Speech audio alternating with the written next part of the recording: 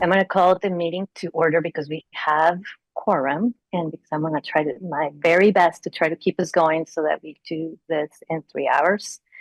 I hope, can everybody hear me clearly? Just thumbs up. Okay. All right. So calling the meeting to order at 6:18. And welcome everybody. Welcome to our meeting tonight. Thank you for joining us tonight remotely. We got a lot of input of people really wanting to have a full remote meeting, so hopefully that serves us all well. Thank you for continuing to work with us as we shape a sustainable and equitable budget for our schools. We deeply appreciate your engagement and feedback through this process. We will talk a little bit later in the meeting some key takeaways from the survey. Your insights highlighted several critical areas and were taken into consideration. And they were all really around quality, equity, and sustainability, but you guys all received the raw data, and we'll go over that a little bit later in the meeting. But tonight's meeting is an opportunity to discuss the challenges that we have openly and collaborative, but also guided by that shared commitment that we'll have to do what is best for all our students while being mindful of our fiscal realities and that are facing our communities. So I'm hoping that, as always, we can stay solution-oriented and uphold our moral obligation to students, staff, and taxpayers, ensuring a balanced way to move forward that this budget reflects our values. So with that, I'm going to ask board members, are there any adjustments to the agenda? No. Okay. And then I'm going to we have with us participants total are 36 right now. I'm going to open it to public comments. The time limit, we'll try to enforce it at the beginning of the meeting. I want to remind everybody that if it's something related to budget, you will have the ability to ask questions and receive answers after our budget presentation and our survey debrief. So if our budget questions, please hold them. And if you're here for something that is not on the agenda, please go ahead and raise your hand right now, and you would have 1.5 minutes to speak. And we will have community input also at the end of the meeting. So we're trying.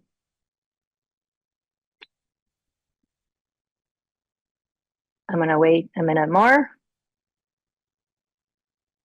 Okay. That's great, everybody. I don't see any.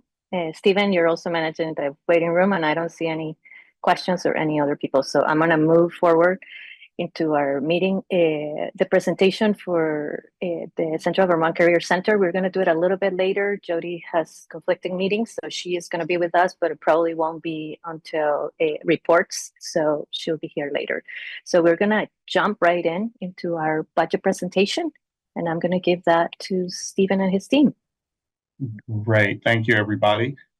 So I'm going to share my screen so that we can show you our budget presentation.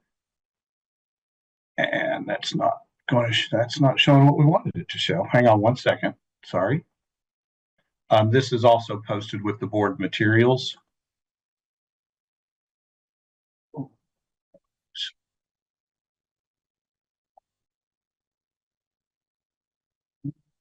Hang on just a second. All right. I don't think you're seeing the screen I hope you're seeing.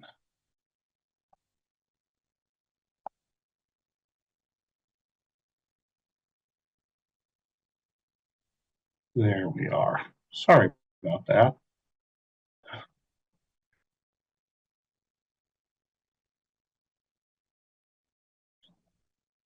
All right, here we go.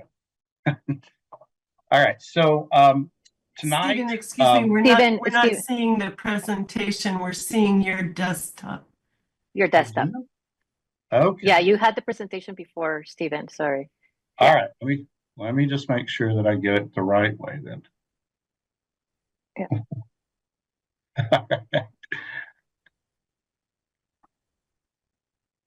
My apologies to everybody.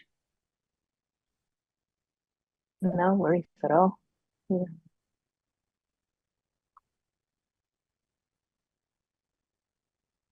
All right.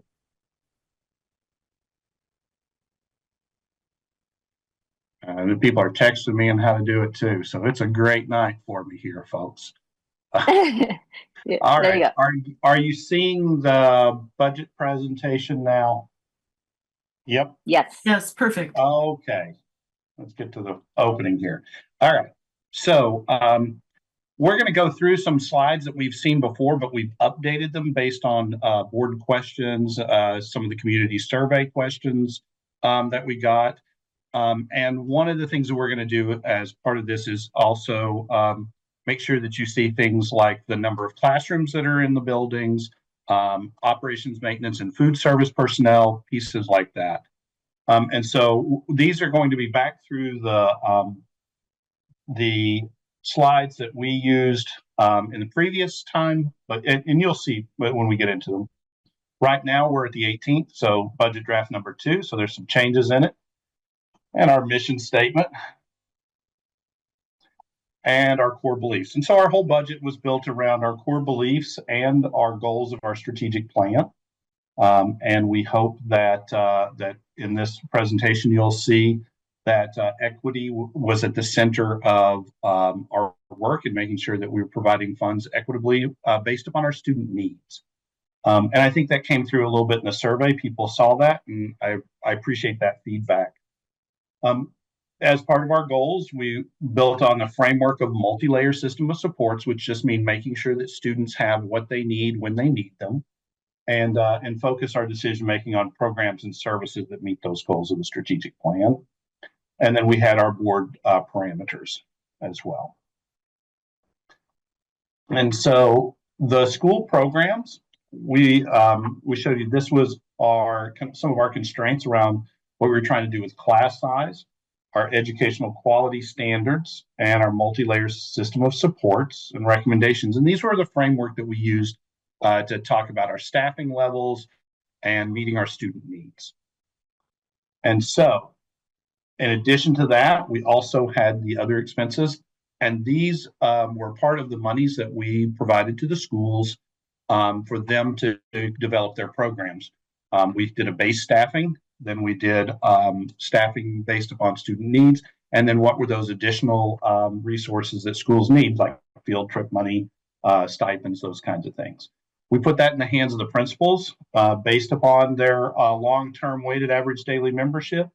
And so the way these numbers are calculated, there's some memos on that, but we gave $8,236 approximately, give or take a couple of dollars based upon their numbers there. And we used average cost of teachers for that. So this is some of that same material. And then for each of the schools, I'm not going to spend a ton of time with each of these, but just so you can see, for each school, this was the amount of money that we allocated, the number of classrooms, their enrollment, and their per pupil spending, along with any grant allocations that they might also have. So this is Berlin's, and this is the staffing for Berlin. Just highlight that here in Berlin, operations and maintenance, that's our custodial staff, and then food service is also there for us. Allied arts teachers includes our art, music, and PE. We put school nurse and the library media specialist as separate categories. And so when you look at Callus, and then their staffing levels. And as I said, this information is on our website as well.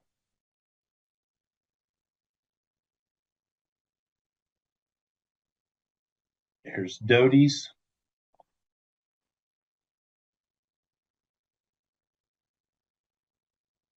And the staffing levels at Doty.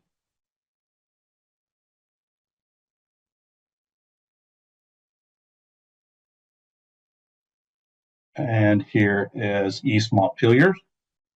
East Montpelier was one of our schools that saw a reduction in the number of classrooms for next year based on student enrollment. And so they have 9 classrooms this next year instead of 10 that they have this year. Here's their staffing that reflects that.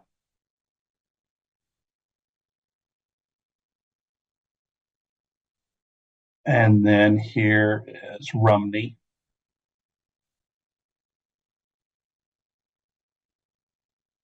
And its staffing.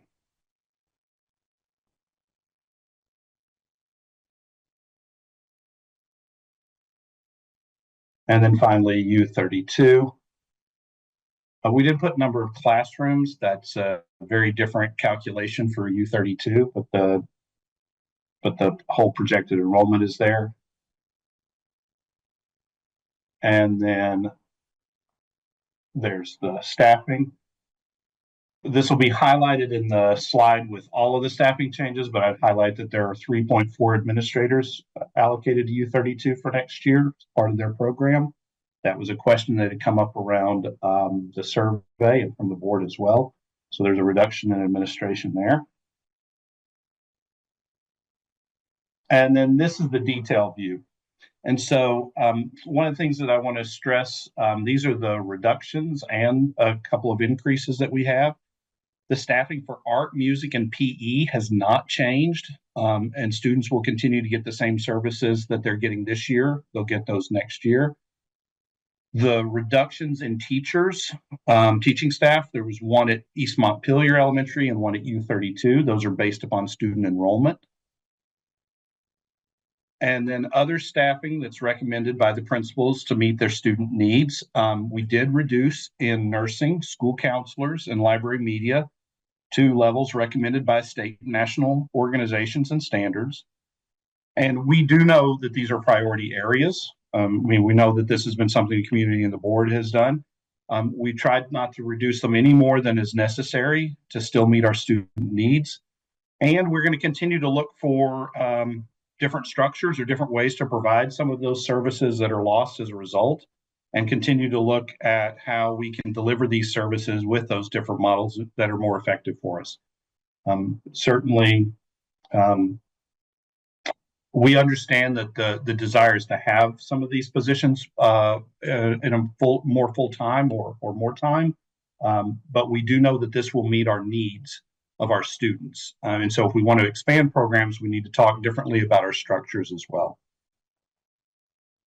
And then the next is where we're going to get into our budget and tax rate projections. And for that, I'm going to turn it over to Suzanne. Thanks, Stephen. You can go to the next slide, please. Yep.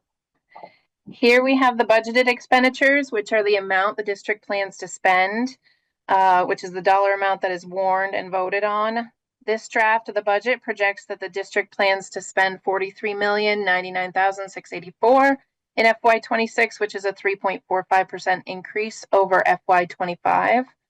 The current revenue estimates for FY26 are still $7,091,290, which is a 5.22% reduction, primarily resulting from the use of $485,000 in fund balance in FY25. There are still unknown revenue and expense numbers, which will be updated as the information is received. Specifically, we still need the 6-semester average tech FTE from the Agency of Education and the announced tuitions for the districts that we pay for our tech students. So that will adjust the budget in January. The current net education spending of $36,008,394 is the amount that needs to be raised by property taxes and is used to develop the local spending per pupil that the homestead tax rate is based on. Next slide, please. There we go. Long-term weighted average daily membership estimate is currently at 2,274.18, which is the number that I gave you in earlier estimates and was used to calculate the projected tax rates for this month.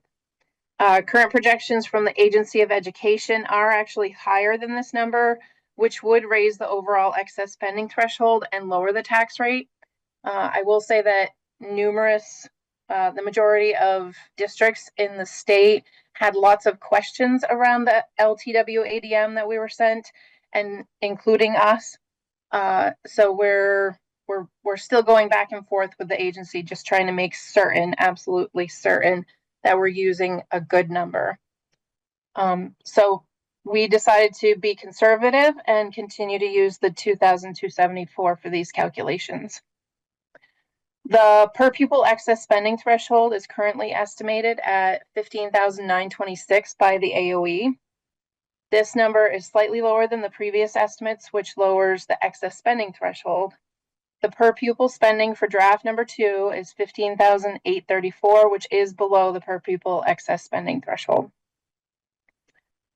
The local spending per equalized pupil is a 10.11% increase over FY25. The equalized tax rate, using $8,553 as the property yield, is an increase of 0.3977 or 27.36% from the FY25 rate. Without the statewide adjustment to the yield, though, the FY26 equalized tax rate would have been 1.333, which is actually a decrease of about 12 cents or 8.3%. So what you see illustrated here is that equalized tax rate and the decrease before the statewide adjustment is applied.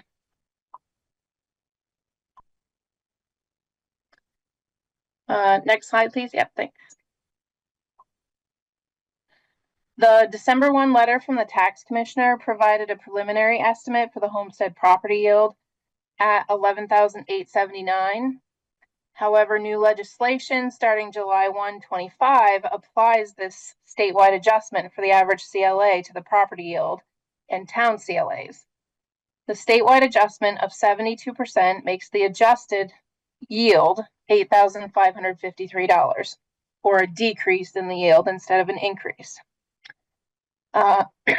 This yield is impacted by the average expected growth in per pupil spending across the state, which is 7%, as well as income yield and the non-homestead property tax rate, which will be set by the legislature. Every town's grand list is based on the fair market values of the properties located in the town. The state of Vermont completes an equalization study every year to compare the sales prices for properties in each town with the value on the town's grand list to determine the CLA to calculate individual town tax rates. The equalized tax rate is divided by the common level of appraisal to develop the individual town tax rate. The tax department provided early estimates for the town CLAs when the December 1 tax letter was published. All 5 towns in the district saw a drop in their CLA, which ranged between 4.29% in Berlin and 20.09% in Worcester. A CLA decrease means a tax rate increase. We can go to the next slide, please. The equalized homestead tax rate is the rate a district would have for resident homes if all properties were assessed at the fair market value. The estimated equalized homestead tax rate for this budget was calculated using the homestead property yield provided in the December letter by the Commissioner of the Department of Taxes. This results in an equalized homestead tax rate of 1.8513. To calculate an estimate for an individual town tax rate, the equalized tax rate is divided by the preliminary statewide adjusted common level of appraisal, which we have in the first column there, and results in the estimated property taxes illustrated in column 2 of the table. The actual town CLAs will be published by January 15th and may result in further changes to these numbers. Next slide, please.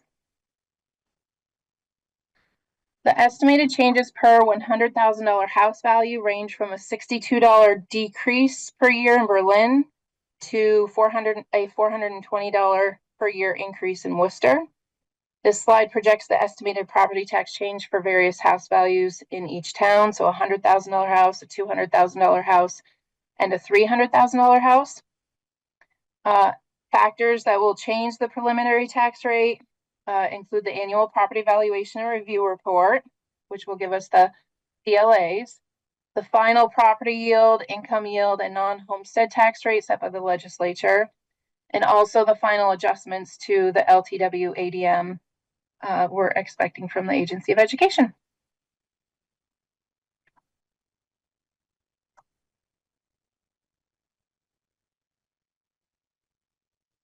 All right. Thank you, Suzanne, and thank you, board and participants for this.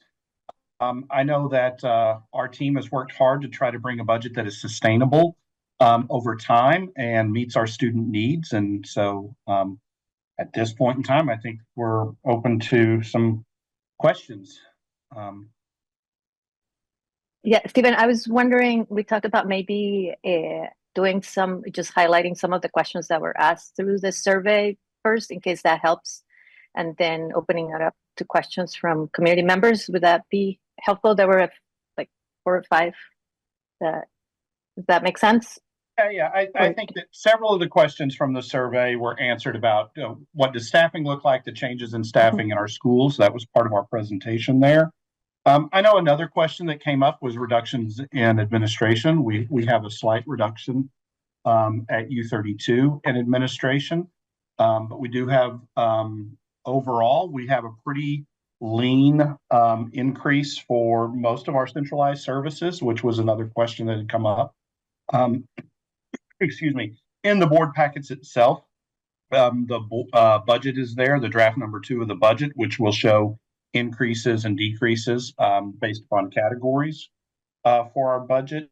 And so that can show you that we really did our best in this budget to keep the overall centralized service increase below 3%. And we were able to do so through some work in reducing our capital expenditures and not increasing expenses in other areas. I think that when you look at the personnel, when we looked at the reductions for the personnel, the biggest part of that was paraprofessionals. And I know that was like, how are we doing these reductions? There was a little over 11 positions. Those positions are because of us looking at how we deliver services. How do we provide service to students? Can we provide group work instead of individual? And for many of those, it will be vacant or positions created through attrition. It won't be actual people losing jobs. And that's what we're going to try to do for any of the reductions overall is through the attrition process and not have to do a reduction in force if necessary. And so I think that kind of gets and the presentation itself kind of got back to some of the how are we distributing funds. We talk about distributing funds in a more equitable way based upon our student needs, and that's what the long-term weighted average daily membership tries to calculate is what are our students' needs. That's why that number is very different than the actual number of students that are in the school, and that can be very confusing, I know at times. But the difference in those numbers shows the difference in need of students within those schools. And Stephen, one last one that we were going to highlight was that was asked about special education. Can you just expand in just clarity for what we can share in? Yeah, I would say overall our special education spending increased by the same amount as the overall budget, so 5.5%. Most of those expenses are due to student needs, student plans. They're required by law, and we really do look for ways to save money, but make sure that we meet the needs of our students first. And so you will see in the reductions, there were 2 special educator positions that we reduced by. Those will be done through attrition, and the others were the paraprofessional pieces.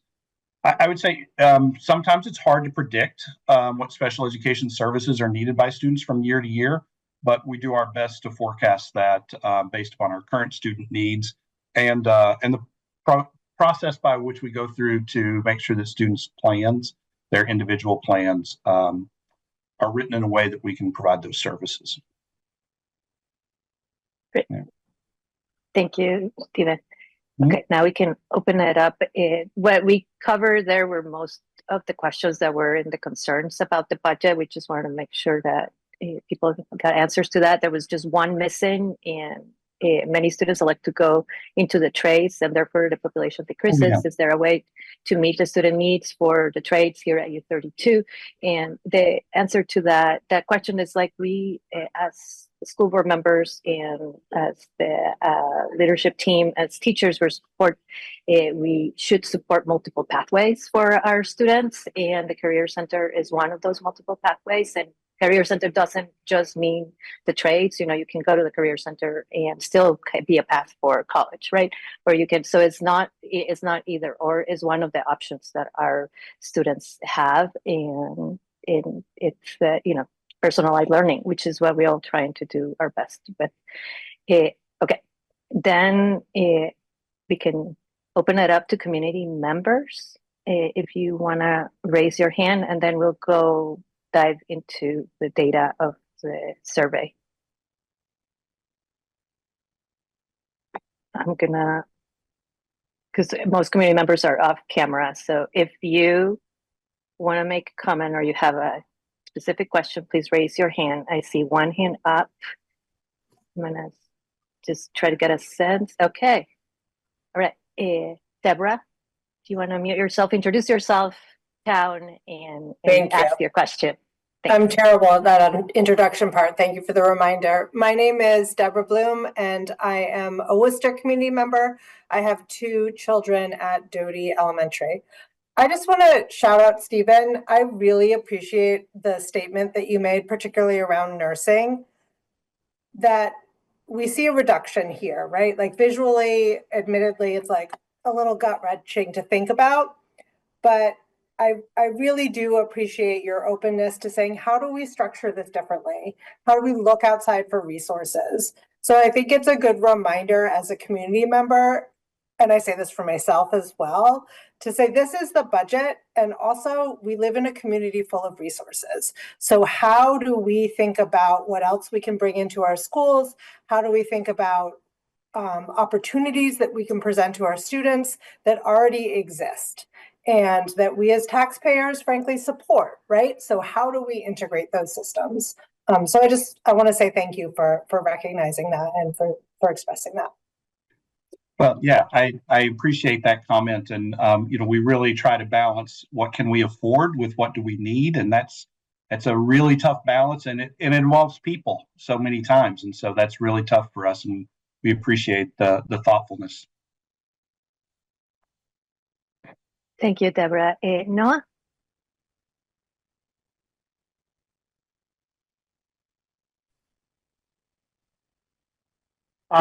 Thank you very much.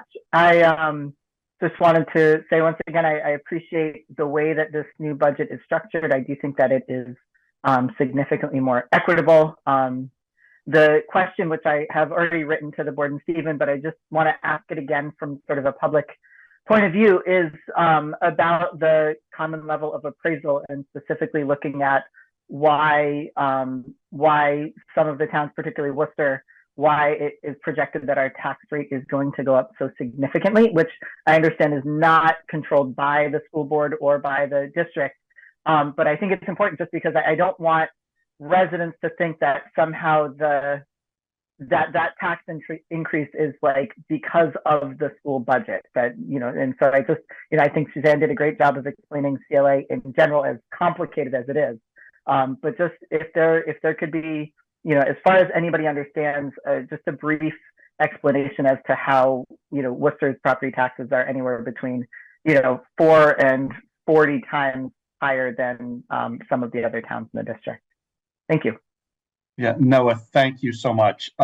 So I'm not even going to profess to be an expert on how some of this works, but I would also point out there are some additional resources on our budget information page that lead you to how does Vermont fund its schools. And so one of the calculations within all of this is called the common level of appraisal. And Zach, I'm so happy to see your hand up, because Zach will explain it better than I do. But I want to stress that we don't control the common level of appraisal. And Zach, I'm going to let you explain why Worcester's, because I know you have that and I so appreciate it. Yeah, so just to sort of back up a little bit to maybe repeat a little bit of what Suzanne said, but to sort of make sure I'm on the same page. Because Vermont's school property tax system is basically everyone paying into a statewide pool and having come out, it's really important that everyone's property be appraised at roughly equal level. You think like sort of the towns are appraising at different times. You think, I know Worcester is in the middle of an appraisal right now. Imagine that you had your $300,000 house listed at $300,000 in Worcester and a house listed at $300,000 in East Montpelier. Both of those towns last reappraised in like 2007, 2009, somewhere in that range. Worcester reappraises some of the houses listed at $500,000. You wouldn't want that house to suddenly be taxed on $500,000, and the East Montpelier house to be taxed on $300,000, when in fact they're probably equally valuable. It's just that the one is being based on an appraisal that happened before the pandemic and before the run-up in prices. So what we do, the common level appraisal is a mechanism for adjusting. It's not actually adjusting the mechanically it's adjusting the tax rate, but really morally what it's doing is adjusting the property value. It's looking at it. They do a study that looks at the last 3 years of property sales and says, okay, what were these homes listed at and what do they actually sell at? And then they adjust the entire grand list based on that. Now, because it doesn't matter what order you multiply things in, for those of you who are confused by your children's math homework coming from elementary school, since we're teaching this stuff a lot earlier now, the saying, okay, we're going to take your property value times, say 1.5, and then apply the tax rate, gets you the same number of dollars as saying we're going to multiply, take that property value and then multiply the tax rate by 1.5. I think for people's understanding of what's happening, it creates a lot of confusion. I think it probably also makes it easier to understand just how much your taxes are going to go up to see that rate number go up rather than have the rate number changing and the property value changing. So that's sort of the process. What happened in Worcester, as best I can tell, is that it's because it's small, there just aren't that many properties in the calculation. And so in the this year's study isn't out yet, but for last year's study, which is what last year's tax rate was based on, there were 34 property sales over the course of the 3 years. One of them, which was in late 2020, was a $1.4 million property that sold at almost exactly its appraised value. It was like $1,000 less. That single property was 17.5% of the total grand list value that went into that study. And that property dropped out of the calculation this year. And so instead, every year you'd expect about a third of the property value to drop out and a new third to be added. This year, about half of the old property value dropped out because there was that one really big outlier. And that outlier was basically serving as a weight, keeping the CLA from changing that much in Worcester. Like if you go back to last year's taxes, you'll notice that Worcester's tax rate increase was much lower than the other towns. That was probably partly because of that. And now that that's out, it's really shot up. I think, unfortunately, in really small towns, there's a risk of things being less stable because a single property can have such an outsized impact. But that's unfortunately the system we have, and I think that's why that happened.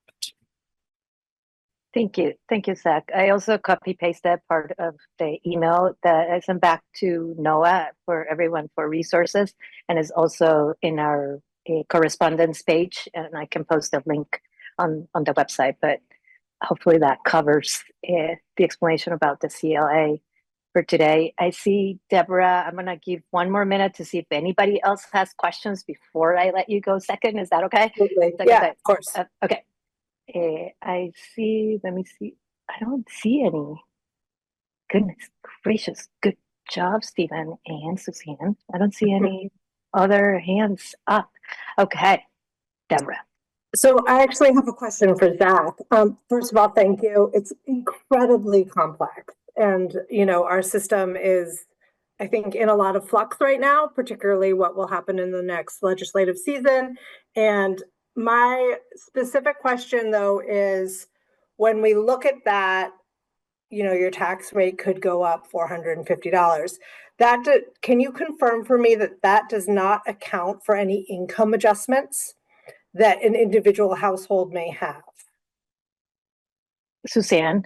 Yeah, it does not currently, no. Okay. In January, I hope to bring some information about the income adjustments, but I wanted to do that when I have firmer information on the LTW ADM and a little closer to the yield and the actual CLAs. So I'd rather do that projection at that point. But no, those numbers do not include income sensitivity. Okay, great. I think it's just an important nuance to this conversation, particularly as people see that number, that that has not been accounted for yet. And that's another piece of this conversation that will need to happen through you all, individually within households. You know, I know you don't do this, you don't set this, but either fortunately or unfortunately, you're the most public face of this number and this information. Yeah. Actually, could I just add one more thing? This was from Noah's email, and I forgot to Yes, add that's it what in. I was just saying. I was muted, Zach. Sorry. Yeah. I was gonna let you because you have a good example. Yeah, so I was just going to go back. In Noah's email, he'd also asked about, will the reappraisal affect this? The reappraisal will have a huge impact on the published tax rate. The value of the property will probably go way up because homes are, we believe the real value of homes is significantly higher than the appraised values from the late, from the from 2007 or 2009 or whenever it was. The actual number of dollars that you will have to hand over to the state is unlikely to change a huge amount because the CLA is functionally a reappraisal. And so it's not the world's most accurate reappraisal. So reappraising will get you a more accurate number, but we don't, people will see a really, we'll say, oh, well, we'll reappraise and the tax rate will go down. And yes, the published rate will go way down. But the actual number of dollars will likely not go significantly down. I think that's also a good thing for us to get on the record now, because with one town reappraising and the others not yet, I think we also want to have this explanation ready to go when one town's published tax rate drops precipitously and the others don't, to understand that it's the exact same thing going on as when we see one town increase significantly. Thank you, Zach. Okay. I don't see any other hands up. So we can move into debriefing a little bit. I would love to hear from board members on the survey if they would want to debrief a little bit. And then board members, it's your chance to ask questions. We got your feedback at the last meeting to not separate them, to do it later. So we're doing it right now, so you have it fresh. So now it's your turn to ask questions to the administration too. So do you want to start with the feedback or do you rather jump into questions? I'd like to hear the feedback. Okay. All right. So everybody received the raw data, and I would let anybody go that wants to go first. And then I would share, I did my own independent little, highlighted 3, like I said, equity, quality, and sustainability. And then I told the steering committee that I was going to try to run it by some kind of AI to see what the subjects were. So the subjects are not done by me. These first ones that I'm going to share with you, they were just done by AI. But I'm going to let any board member that wants to go over the raw data or had any reflection go first, if you would want to go first. Otherwise, I'll move into the raw data. I don't see any hands up, so I'm going to move into the raw data. Okay, so the biggest takeaways, according to AI, so I'm being completely honest with you guys in this, according to AI, and that's what we said we would do, there were three big takeaways in three big areas in the first part of the survey. In the what were your budget? What were the biggest takeaways on the budget presentation? And the three areas were equity and staffing concerns.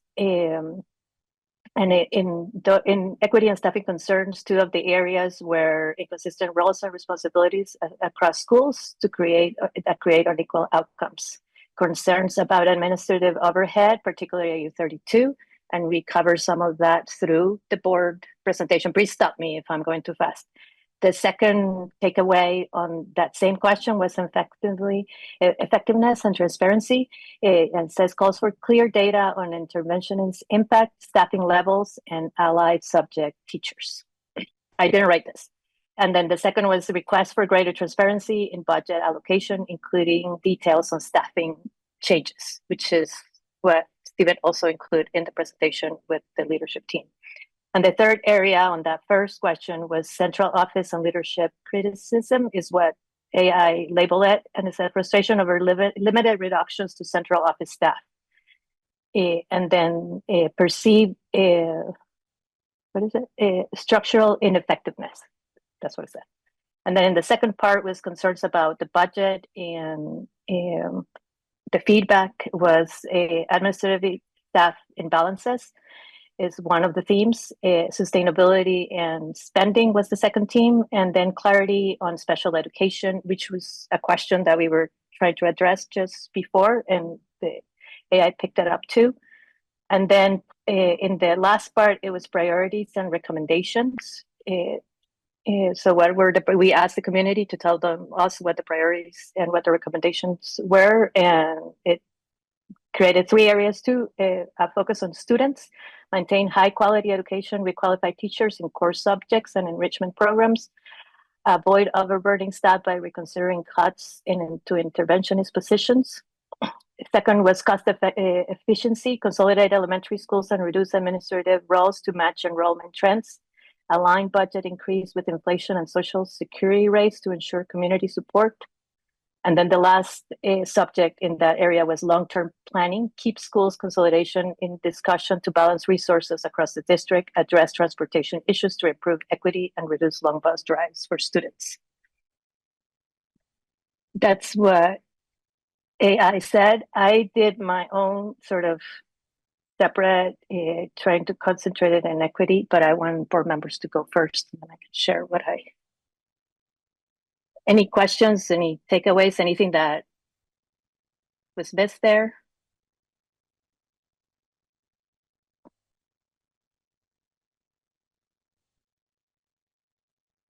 I don't see any hands.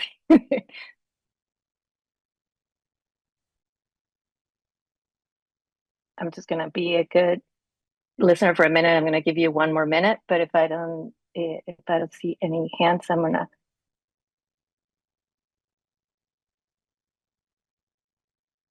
Okay, I don't see. Okay, I don't see any hands. Did somebody had anything different?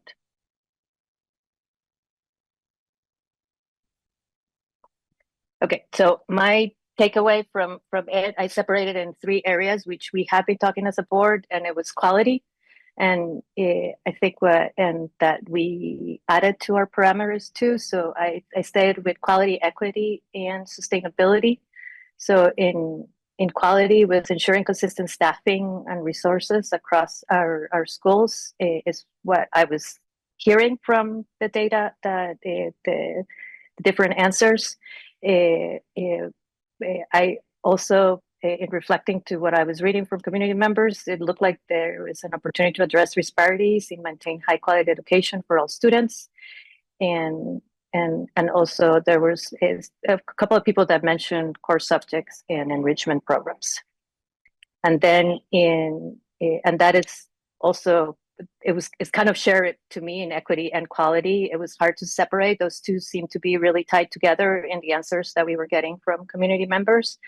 And there was and I put it as part of sustainability, that they wanted clear communication and impact on staffing changes, intervention programs, special education, and listening to community expectations, and also in sustainability, it was the rising cost and declining enrollment was also highlighted in what we got there, and transportation challenges, and balancing our commitment to quality, and some discussion on consolidation. So anything that I missed, board members? Zach.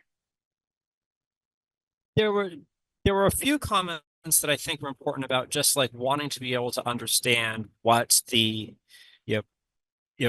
what one comment goes is, it's hard from the presentation, it's hard to know how classrooms will be configured. Under concerns, there was some comments about, just sort of, how, each student getting similar minutes of, education, sort of like, so, and then talking about how heavy it is on nursing and counseling. And so I think like having, I see a bit as for in that, in just terms of the importance of communicating, what does a budget on paper turn into in terms of what the education looks like for the students? I know we've certainly got some of that, but I'm just thinking about like how do we communicate that to people who are not, haven't seen the same presentation, a bunch of times, and sort of, already go, oh, I've worked through this already, and I forget what it's like to see it the first time.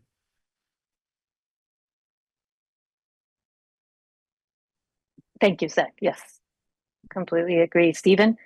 Yeah, Zach, I think that's a great point. And I think that's one of the reasons why we need to keep stressing, like, here's what our framework is, our model for how big should our classes be, what kind of services should we provide to the kids, what do those services look like?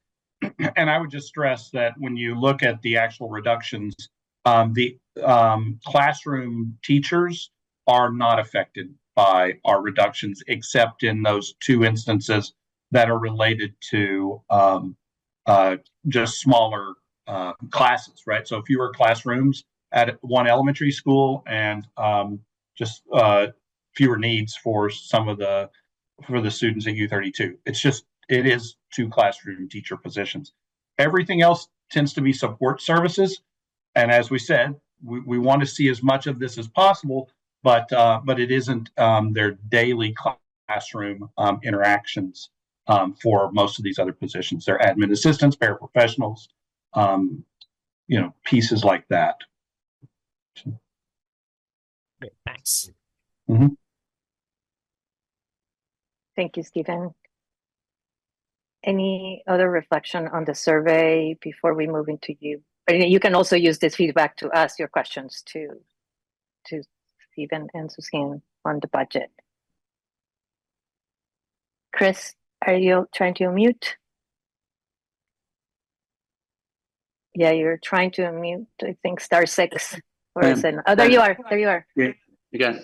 So I'm sharing the building with Stephen because I came to U32 at first and then realized it was at the central office. So Stephen and I are sharing this very large space.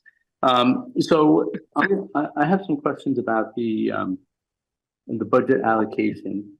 And my ongoing concern is that we are cutting positions, even though Stephen calls them support services. There are somewhat crucial support services in my view. Particularly, I view them as exponential impact positions, like the library, the media folks, the nursing staffs, the instructional coaches, where those positions have a exponential impact on students and I think staff. And at a relatively modest reallocation, I think would have a greater exponential impact on our district. So I'm going to ask some questions about the values and costs of other support type services that have not been cut. And I'm going to start off with, well, first I'm going to start off with us, the board, where we have an increase of about of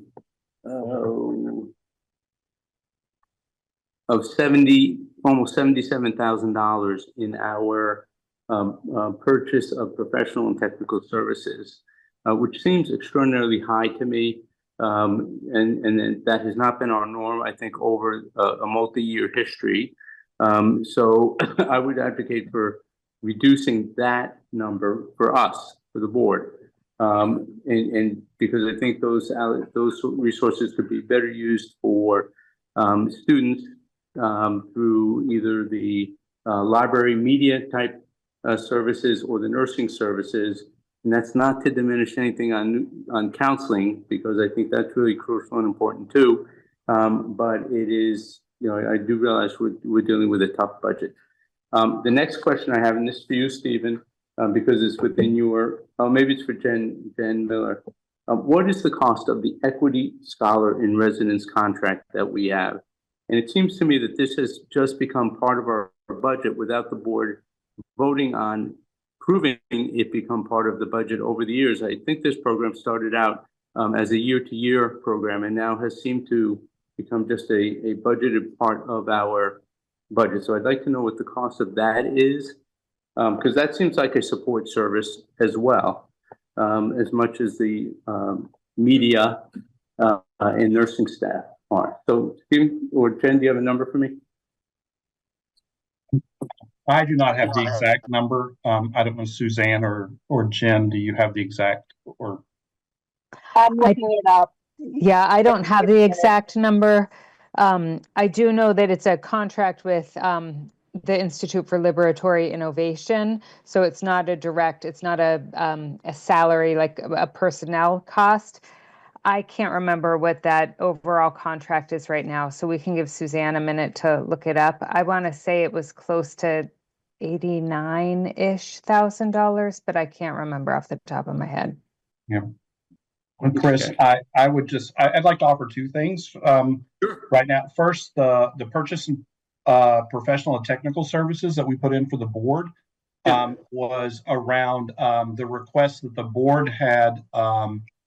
It wasn't a formal vote, understand, but the request to have some kind of outside consultant around configuration that would be money to pay for that kind of consultant. So that was something that the board had been talking about, so that we had somebody from outside do some work around configuration and efficiency and all of that.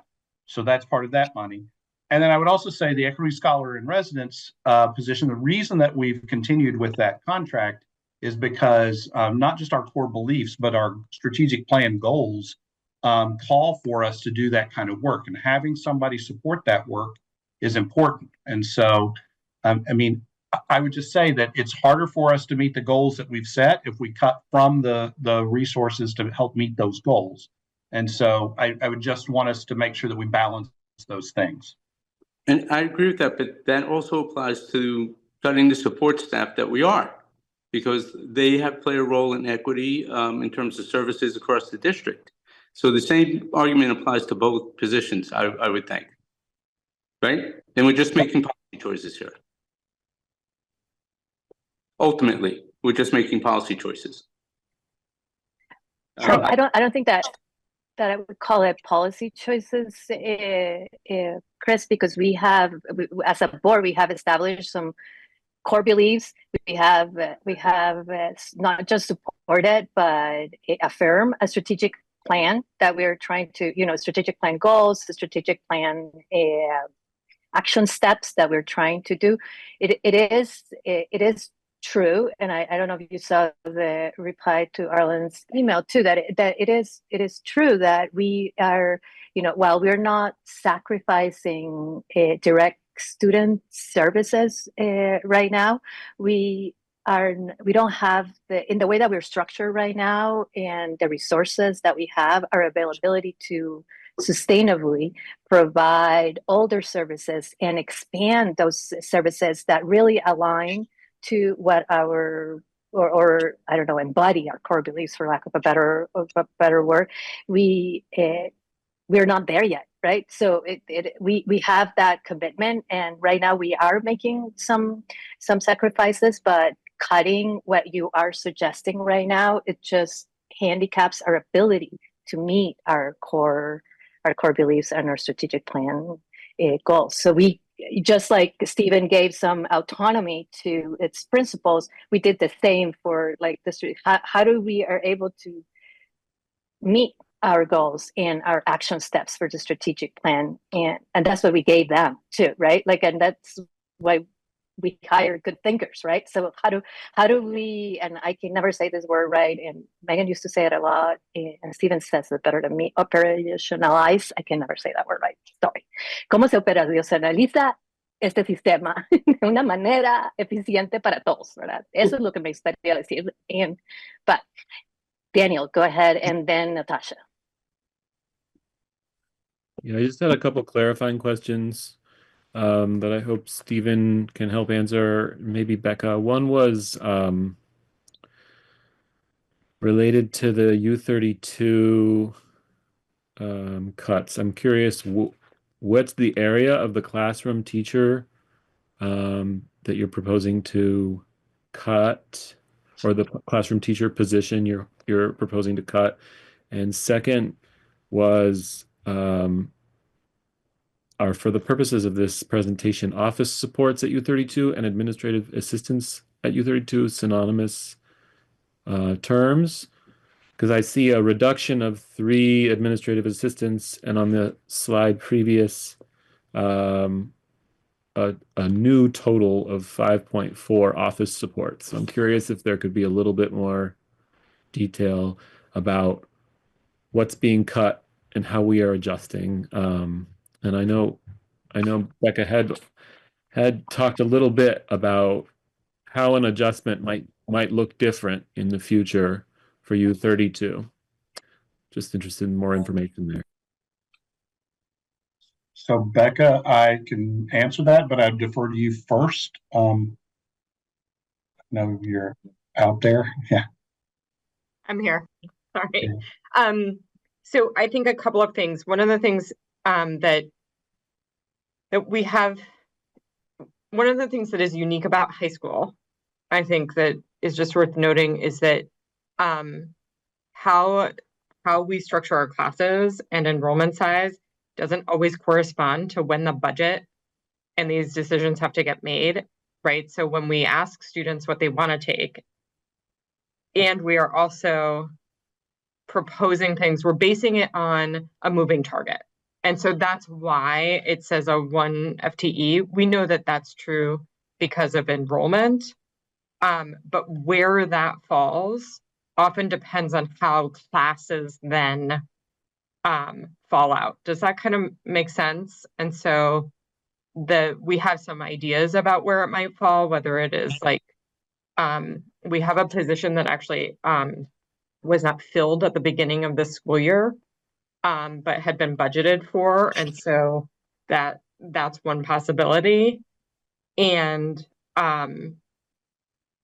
that then allows us to still be able to authentically say to students, what and how do you want to register for classes, and get a little bit of a better idea. So I'll start with that as kind of like why it's the same reason that it's a little bit easier for elementary schools to say these are the classrooms we expect to have, because their students are in a classroom in that way. Whereas one of the things that came up is how do we make sure that we maintain choice for young people while also right sizing. And so that's sort of where we are right now. That kind of makes sense. It does. Yeah, I guess I'm curious, and this is probably a question more for Stephen, is how we reconcile that with our obligation under the collective bargaining agreement to notify folks about, possible reductions in force. Because it makes a lot of sense, like too hard to reconcile timelines, but also that's, I don't know how I would feel, I guess. Are we categorically saying sort of like it could potentially be anywhere in the faculty, or do we have a sense that it would be in one of 3 or 4 areas or something like that?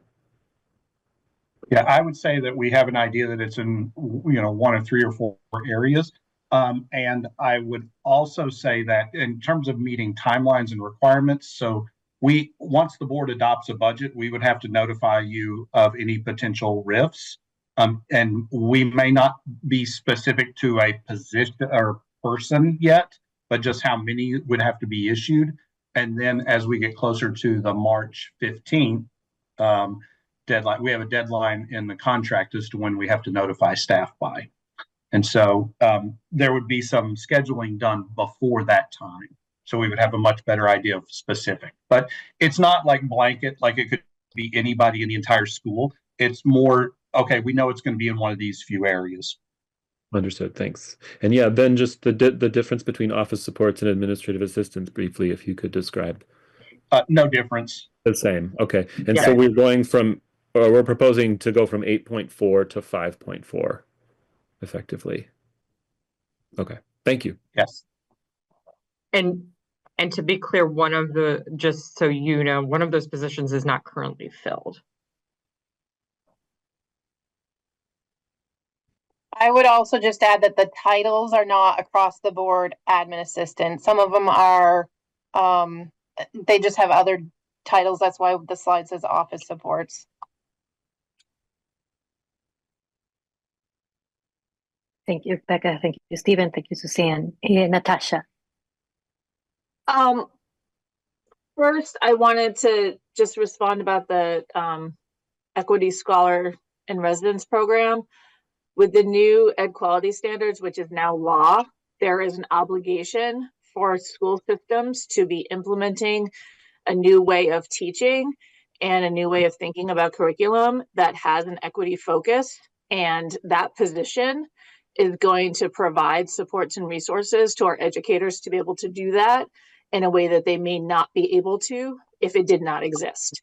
Because there are some big changes that are being asked of our educators, and having somebody that can help navigate that is going to be really essential for us to be implementing those new ed quality standards the way that they're intended to be implemented.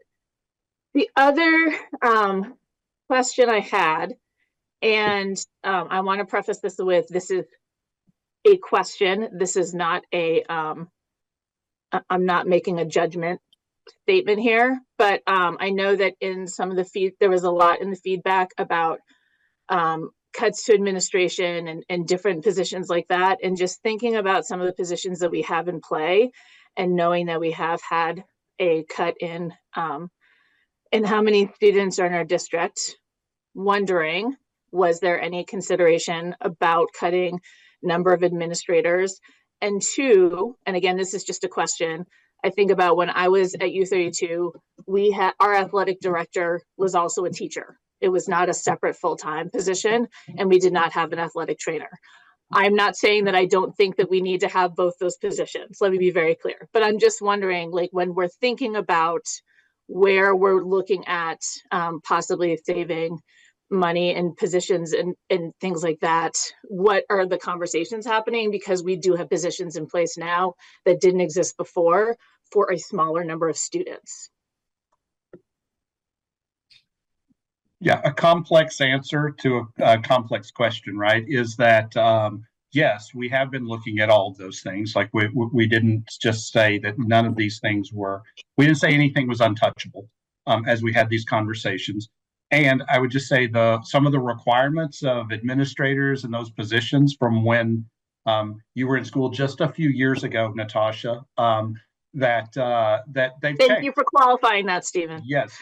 So and so I would just say that, you know, some as you know, the reporting requirements, the requirements that we have to keep kids safe, to keep kids healthy, and when it comes to athletics and those kinds of pieces, there's a lot more requirements than what we've had in the past. And I would say the same for administration. You know, we have more complex requirements around investigations than we've ever had, and so when we think of cutting these positions, we have to think of who takes on those responsibilities. If we're talking about central office, which is, I know is part of the survey, you know, we have to ask ourselves: are the services that those people provide to our students and our staff, do we Do we decide that we're willing to take risks and not having somebody covering those? Or are we going to still provide those kinds of services? This is the hard part of a small district, is that you still have to provide services for people around HR and payroll, all of those things, and it takes people to do that. And so we're trying to make sure that we're as lean as we can be. And I know that it's hard sometimes because we don't know how many people are always doing these jobs. But I will say that nothing was untouchable in all of this, except for those positions that are required by law. And so, yeah, we take it seriously. I think our current structure necessitates the current administrative structure. We can talk about how that could change, as part of our configuration work as well. But thank you for asking. Thank you. Thank you, Natasha. Lay? Hi. So I guess this question is kind of geared towards Becca slightly. Is that so? I've spoken with some students today. We had a meeting, a student council meeting during callback, where students put their input in, and that will be talked about in one of the January board meetings. But I've also talked with one teacher who's been open to me about their them potentially being rifted. And I just want to know if that rumor could potentially be a true statement. And then also, I guess, like, are we able to know, especially as students, because a lot of what students had questions about is, and what rumors were going around is like, what sections will be cut? What kind of categories in departments are going to be cut? And I just want to know if us as students are able to know what are the potential sections that could be cut. Is that something in social studies? Is that something in art? Is that something in music? Is that something in financial literacy? Stuff like that. Yeah, so Lay, I think you heard the answer that I gave tonight, which is that anybody who was right. So when Stephen said, it's sort of in this narrow area, that means that like people who need to be informed are informed of things. We are not, like, as an administrator, I'm not at liberty to share those specific personnel pieces with students. That's not sort of how that works.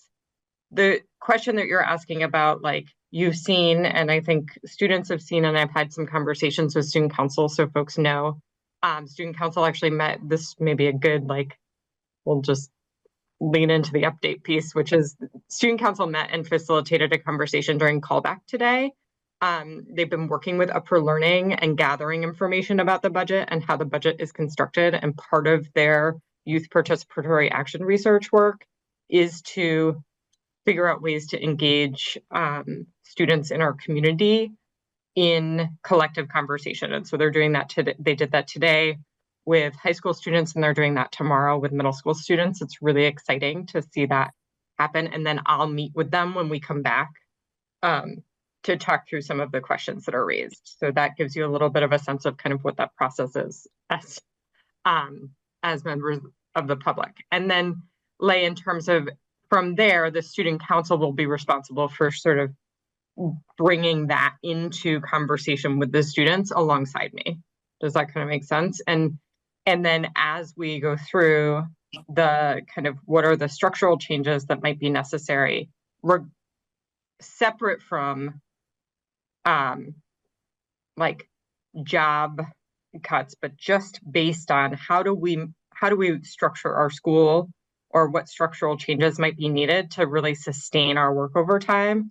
Those are conversations we'll continue to have both with the faculty and with student body to talk about what are potential changes and then elicit feedback to those. But step one was the student council having those conversations in a facilitated way. Step two is then the meeting with me, is my current understanding. that kind of make sense? And then they're coming to the board in January. Yep, that makes sense. Thank you, Becca. Thank you. And just for the board to know, I got an email late last night about them, and we said, yeah, of course you can come on January 8th to present your findings. So that you know. Daniel. Yeah, hi. I had another question. Stephen, in your presentation, review of the presentation, you talked about exploring new models of service delivery where we're cutting sort of school-wide. I think it was a reference to nursing and school-wide positions, sort of essential services like nursing. And you had mentioned that previously, and I appreciate that. I guess I'm interested in a little bit more concrete detail on what the timeline is for us to develop an alternative approach to nursing delivery to students. And I said this meeting before last, I continue to be sort of puzzled and perplexed about how a school is served by, using Calais as an example, a 0.2 FTE position in nursing. And I'm willing to be open about how it can be done, but I also am somewhat interested in getting some detail. And I'm just curious, like, at what point will we have more detail? So I hear your need for a timeline. Let me work on bringing that to the board. And I would also say that it's not just nursing. So just so we know, food service is another area that we're looking at that delivery. We're also looking at our pre-K programs and our community connection programs. So trying to get those all kind of aligned. I will say that they're kind of in conjunction with some of the configuration work. So it's hard to know how far to get ahead on some of these pieces as a part of that as well. As for nursing, of having a full-time nurse would be the dream scenario. But also having a nurse that trains others as designees and has somebody, and then the school having the ability to contact a nurse should they need one. Those are parts of the program. I hear you asking about that, and so let me bring a timeline for all three of those for you to be able to see. Thanks very much. And I appreciate you adding complexity to my simplification of a complex issue. Thank you, Daniel. Thank you, Stephen. Julia? Hi, I'm a little bit curious about the breakdown, Stephen, of the Board of Education expenses. You spoke a little bit about some of those earlier. When I submitted my letter of interest to be part of this board to fill a vacancy for Worcester, I had no idea there were board stipends. Someone asked me the other day, how much do you get paid? I have no idea. That's an interesting point. I know also there was a retreat at the end of last summer at, I don't remember the name of the place. I was unable to attend, Trapp Family Lodge, someplace that sounded pretty nice. I wonder if there are little places here and there that we might be able to reduce our spending on, I don't know, kind of on our own behalf that might benefit our students. So I hear that. I don't know exactly how much each board member gets paid. That number did not increase as part of our budget. Like I said before, we put in for the consulting work that the board had talked about around reconfiguration and efficiency is part of what we put in as the increase for that. I can't speak to how much. I don't know that we actually spend anything on the lodge other than lunch, and so I don't know the cost of that. I agree, and I would say this is that any monies that we find as part of savings, we'll distribute equitably across all of the schools, and so a $70,000 change in money would be redistributed among all 6 schools. So while it would be some money, it's not going to be enough for a full position at any one of them. Thank you. Mm-hmm. Thank you, Stephen. I can add a little bit to that, Julia. The Trapped Family Lodge has, since the pandemic, they help school boards. They're really much about supporting public education. Christina has basically donated the room to us most of the time, and it charges about $500 for us to be there, and it is just the cost of lunch. And it's, and we didn't do it last year. We found it really helpful for the board to be in a completely different location. The board still drives there. There's no mileage or any for that. It's just the cost of the meal, and the only place that we put in the meal that the board can has to be under $20. So nobody spent more than $20 so it was just lunch for, I think it was 13 of us there, plus our superintendent. And then the only fancy thing we did this time is we allowed the board to have coffee. So we added I believe it was a $10 service for us. So so that we could be there all, and also we reduced the hours, but that doesn't do any savings because they're already cutting the cost for us. So just to be clear, and I'm happy for Suzanne to put exactly what we made. In the past, there's been a lot of studies around the country about equity of representation. There's people that sometimes have to hire. I know that was my case when my kids were really young, right? Like you have to hire a babysitter or whatever to be in the meal, so in the meeting, and it adds ability for others to join the board when you give a small stipend. It's just about equity and opening opportunities for other people that are not able to, and it's still not enough to hire somebody that has to not be at work, right? So I would say it's a token, not a token, but it is a small contribution to being able to have a more well-represented board around. Thanks, But Laura.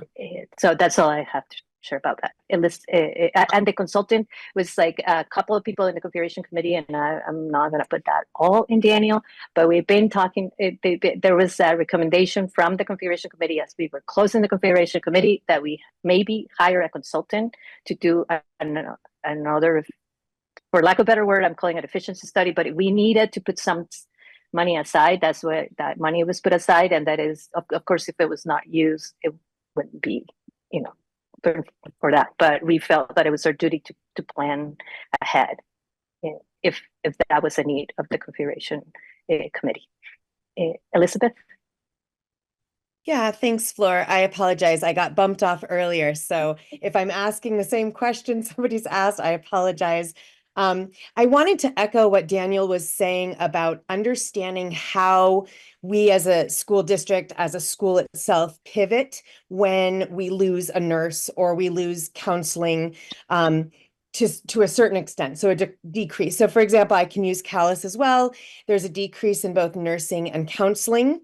And I guess for me, it would be really helpful to see, and this goes for all the schools, but I'm using Calais as an example, to see or understand from the administrators how they plan to kind of remedy that. Because as an administrator myself, I know that often we're willing to take on more than our hearts and minds have the capability to do.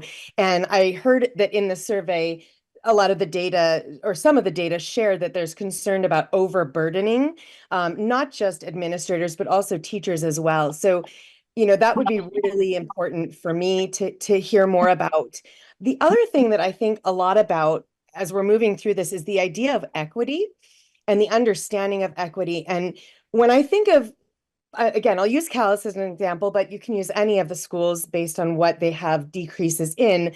But Calais' decrease in a nurse is pretty significant. And for me, like a baseline of equity would be like half-time nurse, like 50% of the week, you could kind of parse it out. But when you run into having a nurse maybe once a week, I really do worry about continuity. I worry about just overall basic health support needs. And so those kinds of things are the things that I'm curious about and wanting to know more about, because I don't I don't want our kids who go to one school to not get the same access to something because they attend that school versus a different school. And so that's something I've been thinking a lot about. I know I'm unpacking a lot, so I'm going to stop there and wait. And if there's any response, please feel free to share.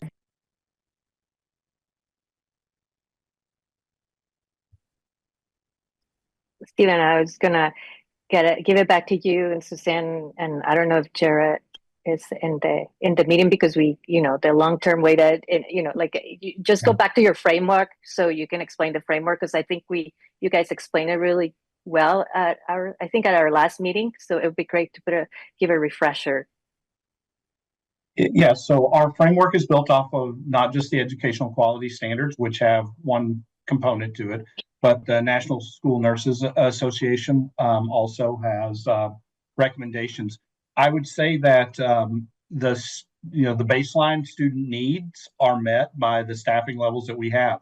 We do have situations in our schools in which there is a greater need for nursing because of the student needs in those buildings, and in those schools, access to nursing is increased. If that were to change, right? So if Calais, for example, were to have a student who had greater needs in school nursing, then we would automatically be looking at making sure that those needs were met. One of the questions that has come up: what happens if that happens after we solidify this budget? Right. And the answer to that is twofold. One, we would look within our operating funds to see, can we move some things around to be able to pay for that? But our first goal is going to be to meet that need. So if we needed to increase nursing because of a change in the students' health needs, we would do that. And if we did not have the operating funds to do that, that is what our fund balance is for, those kinds of emergencies. And then we would plan more for the future as part of our regular budgeting strategy. I hear the question. I think I can answer that more fully when we start creating the timeline and a model for what does it look like? Who gets called, for example, is going to be the question. And as we start to lay out what does the nursing structure look like in the district, who's the on-call nurse will be one of those things that needs to be identified as part of that work. Yeah, and to piggyback on that, Stephen, I think for me, it's less about the on-call emergency, because I have first aid and CPR training. I could help, right? It's more about that day-to-day tasks that nurses are tasked with, like medication management, allergic reactions, bumps, scrapes, those kinds of things. Who will take care of that on site on the day-to-day, and will that then overburden others within the school? Right. Well, I will say that we've left it to our principals to kind of decide, can those needs be met through their staffing model? And we have to remember that those same schools that have a smaller need for nursing also have other people who are there, right? So I think I rely upon the principals to tell me, here's what our needs are and here's how we'll meet them. And so I know that that's kind of a trite answer to a very complex question, but that's really what we're relying on at this point. Okay, you have another question? Yeah, I do. So I just wanted to just mention one thing about from Elizabeth's thing is that does the board or the district actually have a definition of what we seek for equity? And could you share that, I guess, especially for this budgeting process? It's a very good question, and we have several ones of them. And I'm looking at Stephen to maybe he can share that slide again. We've used for the budget purpose the definition that the AOE had, but we also have an equity policy where it is outlined, and I'm happy to copy paste it in the chat for everybody to see. Well, I gave a minute for Stephen if he wants to share that slide. If you have it easily accessible. Yep, I think there he goes. There's that. Okay. And I would just point to, we have a board policy, C29, that also outlines some of our equity requirements. I would also say that in addition to the equity piece, we look to the Vermont Ed quality standards, which are based upon national standards as well, around what should staffing levels look like. And we provided a letter to the board around here's what we believe class sizes should look like in our district, and some of those other service models as well.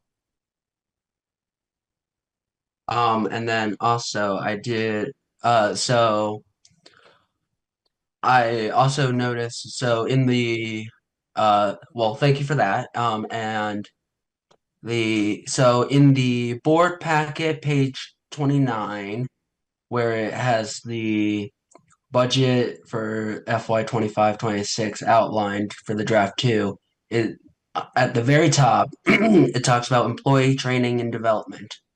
Could I just want a little bit of an explanation on why we're seeing a 100% increase on that? If that's a law, something going on, like if we're having required training going on or something. It makes it just seem like we're backed up in our training and that we are not meeting what we were supposed to be over the past few years, in my eyes. Yeah, so Lay, that's a really astute eye as to that increase, and that increase is due to the reduction in the amount of money that we have in a grant, and so this money here is to provide our one instructional coach in the district with a salary. So it's not the full salary. There are other things that were included in this, but the increase is due to the grant not being able to cover that salary anymore, so that we can continue with that instructional coaching position. Thank you, Stephen. Great questions, Lay.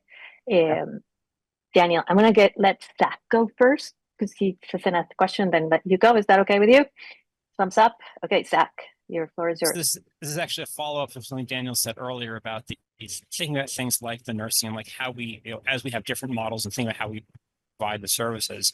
I think I think in these areas where we know that we continue to have a lot of questions on, having a good, good understanding of like, how are we going to provide services would be really helpful. I think about nursing, which is something that I know enough to be dangerous, but not enough to know sort of everything we're doing. Like we've got, obviously there's a certain component that's medication management. And, I know that like, for example, in a nursing home, a nurse has to review the new meds, but doesn't have to distribute them.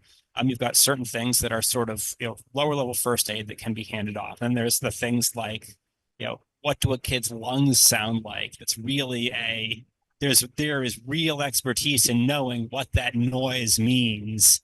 And is that the big scary noise, or is that a totally, non-issue noise?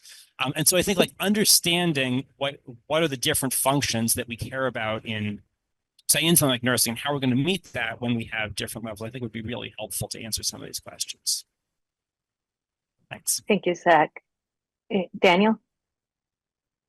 Yeah, 2 observations. One was on the subject of sort of how we evaluate an alternative service delivery model with nursing in particular.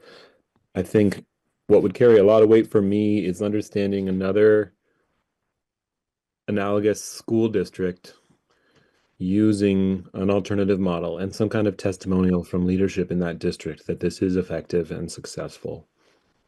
Well, maybe not just from leadership, maybe from parents as well, maybe, stakeholders.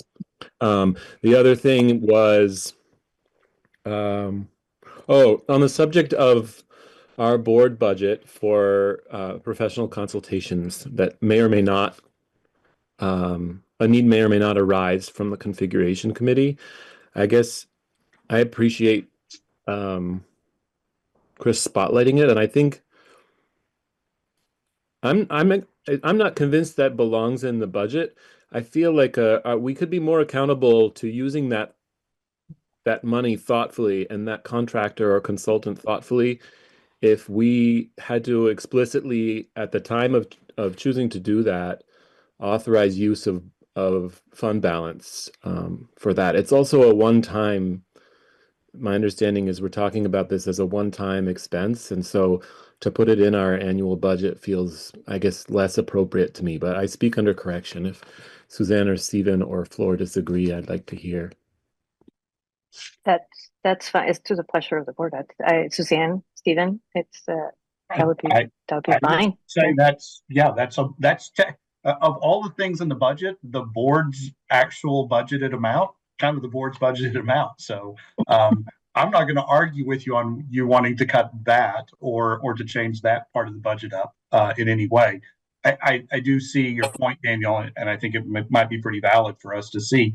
Like I said, we would redistribute those funds equitably across all the schools, or we could decide to lower the overall increase to the whole budget as a result as well. I mean, those are multiple options. Thank you. Elizabeth? Sure. Thank you. I was thinking a lot about the positions and the fact that we have, 0.5s and 0.3s and all those types of things. And this is more of a question, I think, for Stephen than anybody. And that is, can we or have we gotten creative with positions where a staff member has multiple endorsements? And if we haven't, is there any reason we can't? And if we have, do you have an example that you might be able to share? Because I think that may be helpful when we're looking at things like, a 0.3 literacy librarian, those types of things. I'm just curious about how we can get creative to fill those needs, especially in smaller programs. Yeah, and I would say that this was actually something on the survey as well. It's not overtaxing people, assuming that they can do multiple things and be super productive. So it's a balancing act between what we ask of people and what the jobs are. I will say just specifically, we have looked at some of our interventionists that may be able to provide in two areas, like math and reading, because there's some specialty there. I can speak specifically to like a teacher at U32 that I know who is dual endorsed in Spanish and social studies. And so we've used that teacher in those two areas. And I will say it is always a blessing to a district to have people that are multiple endorsement. And so those people with multiple endorsements, we're asking them as well, like, what would you feel comfortable with? Like if we were to change this and add this. We also have somebody who said, hey, I'll go for the library media endorsement so that I can help out the school. So we'll support people to get the multiple endorsements so that helps us, because you're right, in a small system and in a small school, people with multiple endorsements is super helpful. I would also just express that having people licensed in their area is an important part of both the contract and making sure that we have people who are highly qualified to do those jobs. And so we do look, where can we make those positions work? And I would just add on top of that is that we don't want to get into a situation where we could say to somebody, hey, we have a 0.9 position for you, when that 0.1 really makes it a full position. And we try to adjust to make sure that we don't end up in those kinds of situations. It's usually better to have even FTEs, like 2, 4, 6, 8, right? And so we try to look to that as we were building the budget as well. But we may have to make some minor adjustments to make that work. Yeah. And are there any limitations, Stephen, to that? Like, for example, if you had an endorsement in early education and an endorsement in high school education, obviously you couldn't do that. But are there specific endorsements that couldn't cross over or be paired up to make that full-time FTE, or is it really just kind of at the discretion of the principals and administration?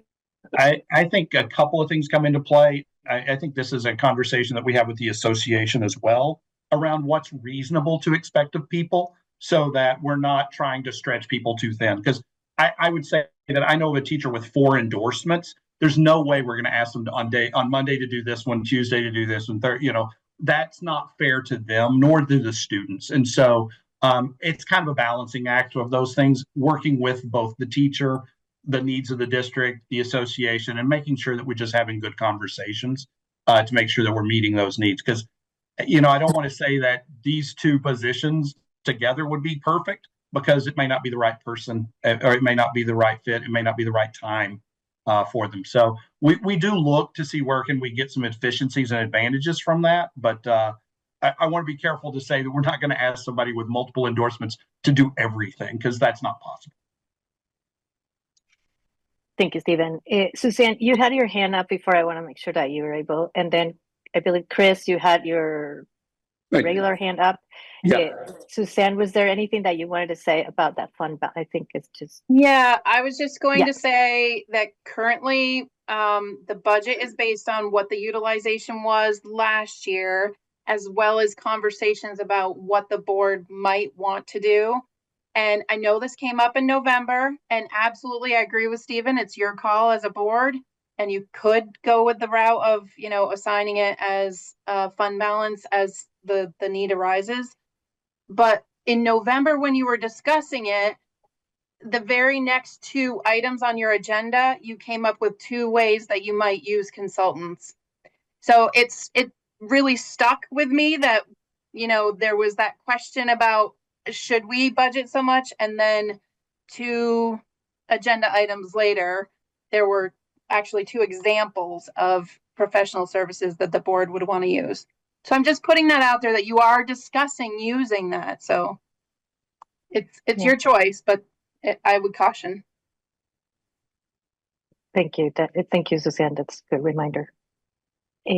Chris, you have a I do. question before we move in. Yeah. I do. So Stephen, in terms of the IT services that we're providing, we're hiring a new IT director, is my understanding.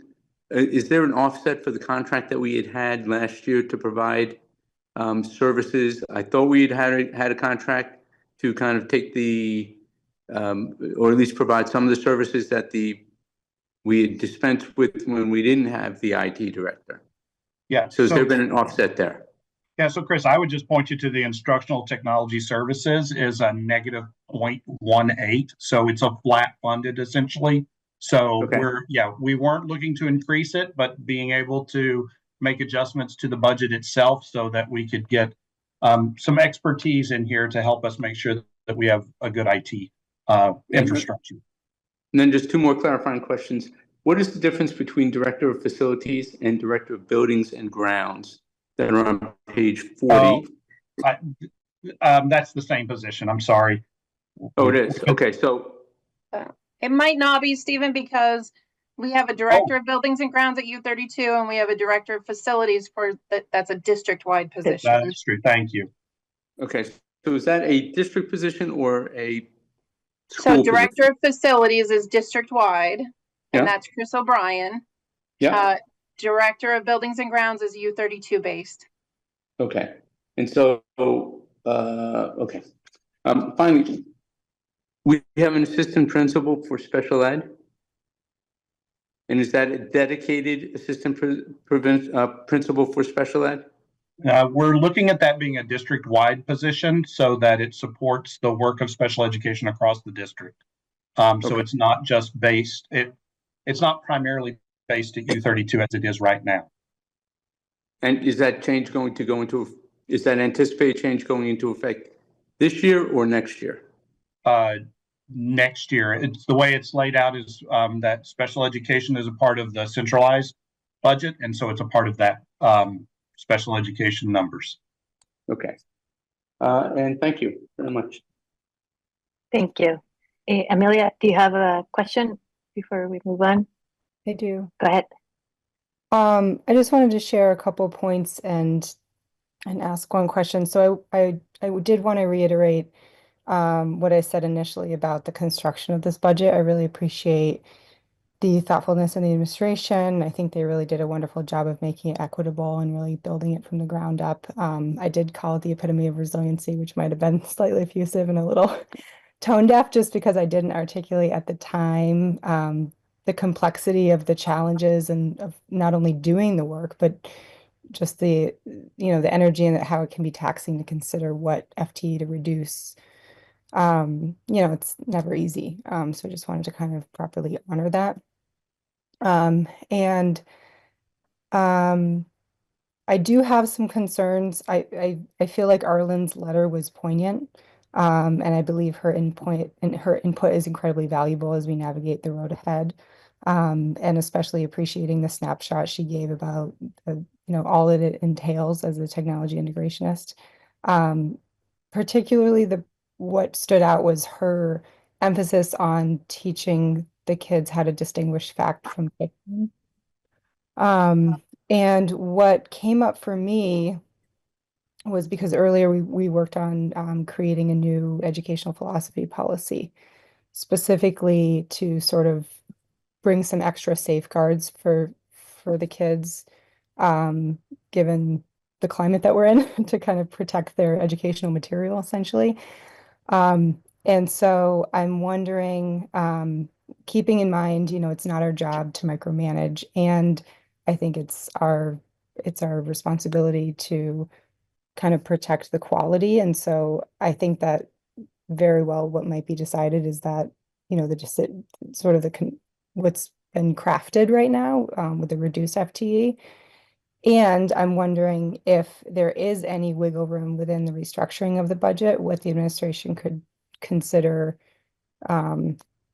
if we could add that back in, like what would they, is that a possibility? And maybe there's some more creativity of like coming back to the drawing board if we decide that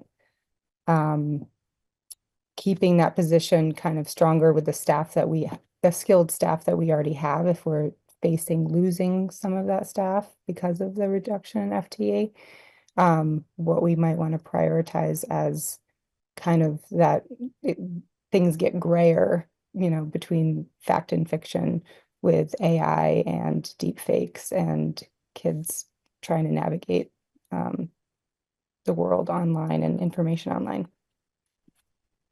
Thank you. Amelia, thank you, because that is certainly an area of conversation that we've been having. And I would say that an important first issue for a IT director as well to think about how do we, and Arlen brings up a good point. There's a difference between a library media person and a tech integrationist. And so what is our model for tech integration across the district is a really good question that we don't have a good answer to right now. And so I would say that this is definitely something that we need to explore further. And as I now think about all the things that I told Daniel, I think that that's probably needs to be added to the list of those things as well, around creating a timeline for that work. And I would say we don't have a good answer right now, but know that it's an area of concern. Thank you. Thank you. Thank you, Amelia. Thank you, Stephen. So I'm going to move quickly through the reports so that then I can give you a 5-minute break. Use bathroom or get a drink, and then keep moving. So hopefully I can get you out of here in the exact 3 hours that I was hoping, which gives us just an hour and a little bit. So superintendent and cult report in page 39, have a couple of highlights. Stephen. Yeah. Hang on, I'm getting there.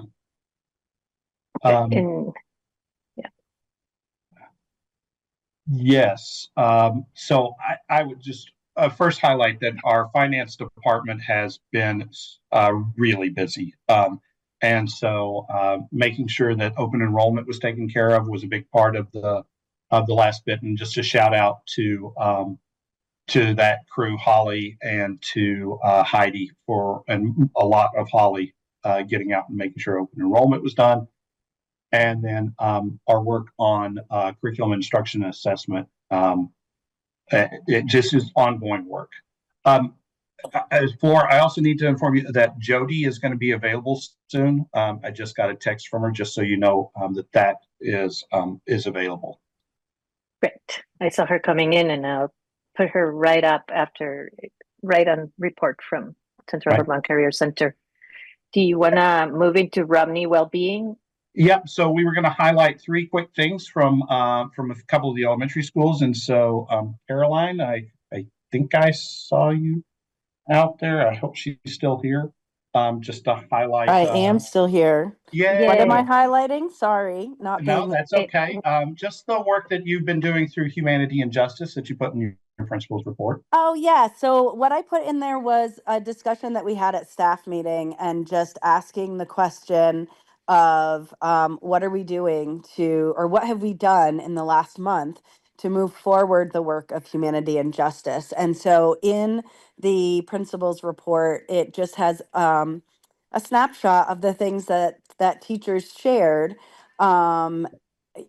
such as talking about the founding documents and who wrote them and who were they written for. Those were more upper grade social studies conversations. There was a lot of talk about what we do on a daily basis, reminding students about, kindness, what it means to be unique. How do we respect other cultures and other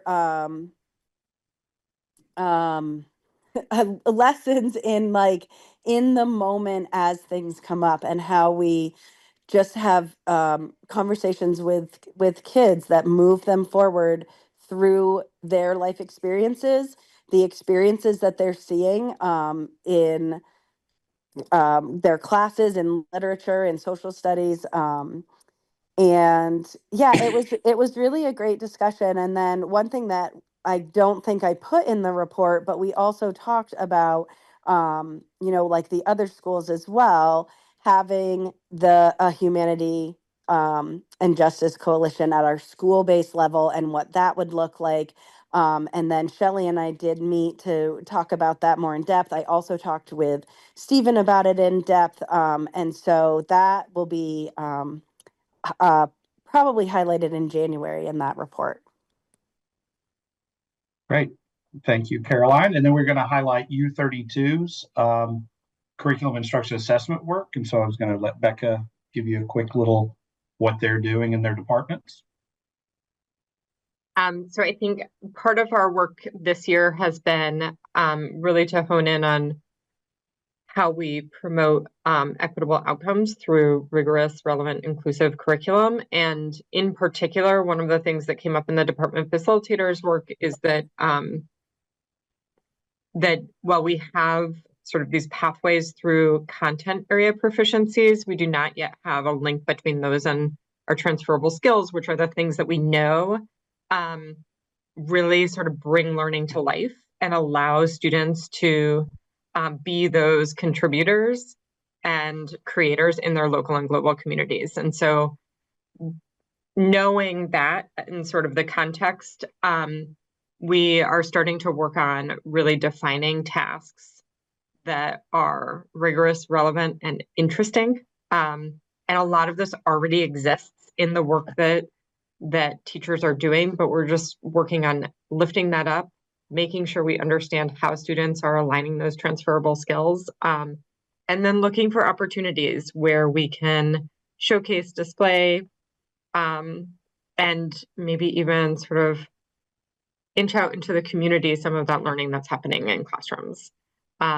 We had a great moment today of teachers sharing work across their spaces and just bringing work that young people had done or they have done in their classrooms. And it's really clear that that work, just to create some alignment, hopefully will result in both clarity for community members and for young people and for teachers in our school community. What is that learning journey that young people are engaging in? How are the things that they're doing really helping them be contributors in our community?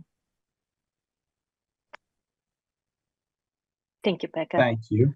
And we wanted Gillian to highlight the family lunch at Doty as part of their community engagement communication. Hi everyone. Yes. Prior to the Thanksgiving break, the Gillian is really hard. April Davis, who although you are a little better now. Together a really wonderful. Oh, is this a little bit better? I have a very poor internet connection at home. Now it's better. Now it's better. Now it's better. No, I was saying April Davis.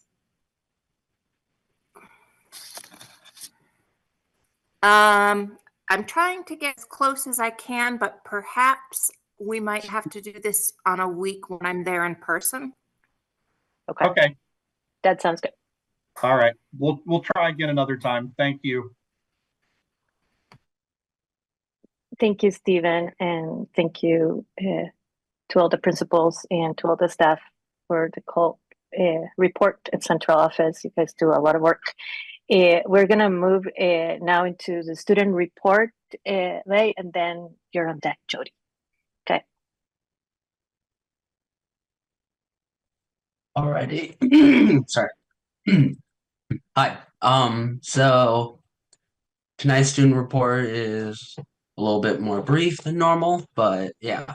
So so upcoming in January is the Hades Towns play.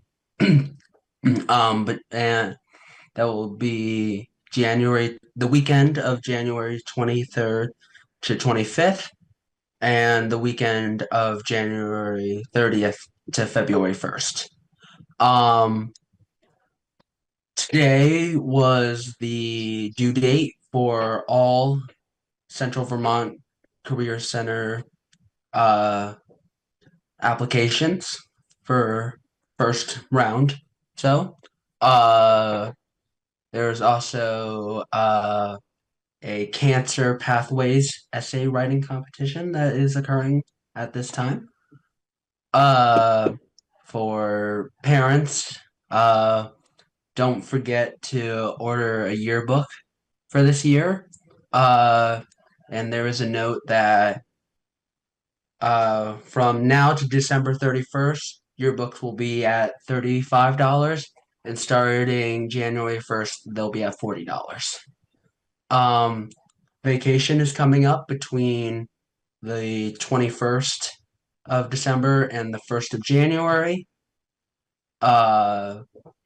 Due January 14th is the Senator Sanders 15th Annual Essay Contest going on. There is also a great STEM internship program through NASA that is occurring. And also, so as we are coming up at the end of our second semester, I will just briefly say for the schedule for U32 students is we will conclude this week, and we will go on our break all the way to the 1st of January, or the 2nd of January is when we get back. Then our students will have between then and the week of the 17th, I believe, to complete all schoolwork for the first semester. And then the next week after that, we start Monday with Martin Luther King Jr. Day, so that's off. And then I believe there's something else there that I might be forgetting. But I know that 3 days there, I'm pretty sure it's Wednesday, Thursday, and Friday, is what U32 calls J term, which is just an extension of our education with some more kind of focused, kind of like different activities that students chose to do. And hopefully that will be fun, like it has been anecdotally for the past few years. And then once we get back on the 27th is the first day of academics for the second semester. So that's the student report for today. Thank you. Thank you, Lei. Thank you very much. We really appreciate it. Linnea did say that she was unable to be with us today. She had a last minute hockey event that she had to be at. Jody, welcome. It's so nice to see you. Actually, you have a Always good question from Zach. Oh, sorry, Zach. I was just moving on. Go ahead, Zach.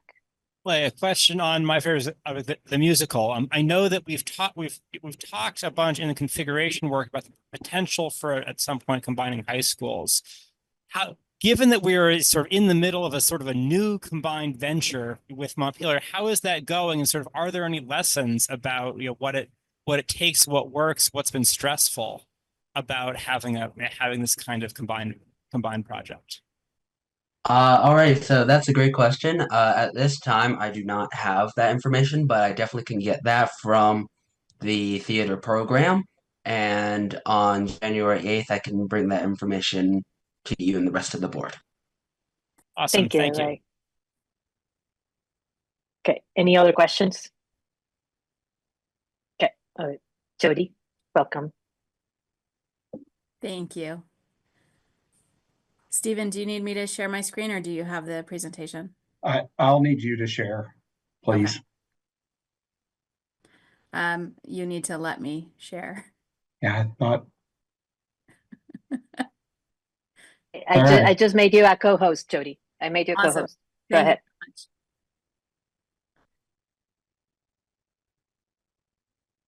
So this is the third time I've given this presentation tonight. So please excuse me if I need to go back and forth a little bit. I'm going to make this in present mode, try to make sure everybody can see it. Can you see it? Yes. Awesome. So every year I get to come back. And so those of you that have been on the board, and I see there's a lot of familiar faces on your board. You've seen this, you've seen some version of it. It hasn't changed a whole lot, although the background has changed a little. And every year we change the pictures. So you see students that we have currently in our center. My name is Jody Emerson, Superintendent Director of the Central Vermont Career Center. Thank you for having me. I get to tour all of my sending school boards in the month of December to give our budget presentation. So it's a fun opportunity to share some of the things that we're doing and where we're going. So this is our third year as an independent technical center school district. And our goal is to make sure that we're preparing our students to be engaged members of a diverse society and to be ready for the workforce through our opportunities and programming that we provide at the Central Vermont Career Center. I will use the term CTE a lot. It's Career and Technical Education. And if I use any other terms or abbreviations that don't make sense, please just interrupt and ask because I cannot see anyone as I'm presenting this. Maybe I can change that. Anyways, our goals are really the board goals have not changed from when I presented last year. We have a long-term facilities goal that sort of relates to a little bit to Zach's question earlier in that we're looking to make sure that we can expand our capacity. And so right now the board has a vision of by 2029 having a standalone technical center. If you followed the news at all in the last year, you'll see that at one point we were considering a co-location. It's not completely off the table on our end, but we would need to gauge some interest on your end for that. So it's kind of teetering on the side of the table right now because we move with our project and wait to see what our sending schools might do in the future and what the legislature might do, frankly. But our overall goal is to increase enrollment versus applicant percentage. As your student just noted, our applications closed today for first round. We ended with 334 applicants, which is a record. The year before we had 299 in first round. The year before that, 269 in first round. The year before that, 248, and the year before that, 222. So every year it's going up. It's really exciting to see those numbers go up, and it's a little bit heartbreaking because right now we don't have the capacity to serve all those students, and so that's hard knowing that we're going to turn students away this year. Hopefully they come back to us, and many do. Many apply again. Our second goal is working on our educational quality. As some of you may know, and others might not, quality is defined by Perkins 5, which is a federal law and grant. And so we are assessed every 2 years on that. And we go through a rigorous comprehensive local needs assessment every 2 years. That includes surveys, it includes looking at labor market data, it includes information from our program advisory boards, and trying to determine where our students, what do they need, what do our industry need, what does the workforce need, and how can we meet those goals. Part of the Perkins 5, it sets our accountability measures, and one of the measures changed this year, FY25. And so now, in the past, all of our programs needed either an industry recognized credential or 3 college credits. And this year, they need 2 industry recognized credentials, 6 college credits, or a combination of an industry recognized credential and 3 college credits. And that's for all of our junior and senior programs. So for anyone who's still out there saying that you can't go to college from CTE, you're wrong. You can, if that's your goal, and you might also get a jump start on that. And then finally, the community engagement goal that I think all boards have had from time to time. I see you have a lot of people online tonight, but for us, it's really hard getting people to come to our board meeting, other than our wonderful board members. Thank you, Patrick, for being on our board this year. And so one of the things that we've tried to do this year is to move from Sunday school to Sunday school hosting our board. So thank you to Washington Central for hosting our board meeting in November. Last month, or this month, we were in Harwood last week, actually. And next month we'll be at Montpelier. So we're hoping to get a little more engagement that way. And if you have a trick that works, please feel free to share it with us. This charge is the same that I was given by the board last year as far as moving forward in planning and budgeting. The goals are to develop and implement a full-day educational program that integrates academics and coursework within our programming and increases those embedded credits and proficiencies. So by FY29, I need to have the plan in place of how we open the doors to a new center that is all day long and supports all the needs of our students. To look at ways to continue increasing student access to enrollment, because as we see, the interest is growing, and to continue enhancing the preparedness for the workforce of our students. Why? Just like I said, we keep getting more and more students interested. Our capacity isn't growing at the same rate as interest in our programming. We want to improve academic access. In the past, we have had plenty of stories about students who were not returning to their sending schools for the academics they needed to complete to graduate. We've had students have to leave our programs mid-year because of that. I think that there anecdotally might be a change this year because we lost our student parking. And so more students have to take the bus from their sending school. So this means that more students have to go back to their sending school. And so I hope that means that more of them are accessing the education at their sending school than they might have in the past. But I don't have that information yet, and it's something I'm curious to find out about. And then finally, just making sure that we're effectively providing that educational experience for our students that leads them to being better prepared for our workforce, whatever that might be, whatever changes might happen. Our mission statement, I share this every year. It's pretty much the same as the school districts, but it's also another opportunity to show off our students and what they're doing. So this is students in an EMS class.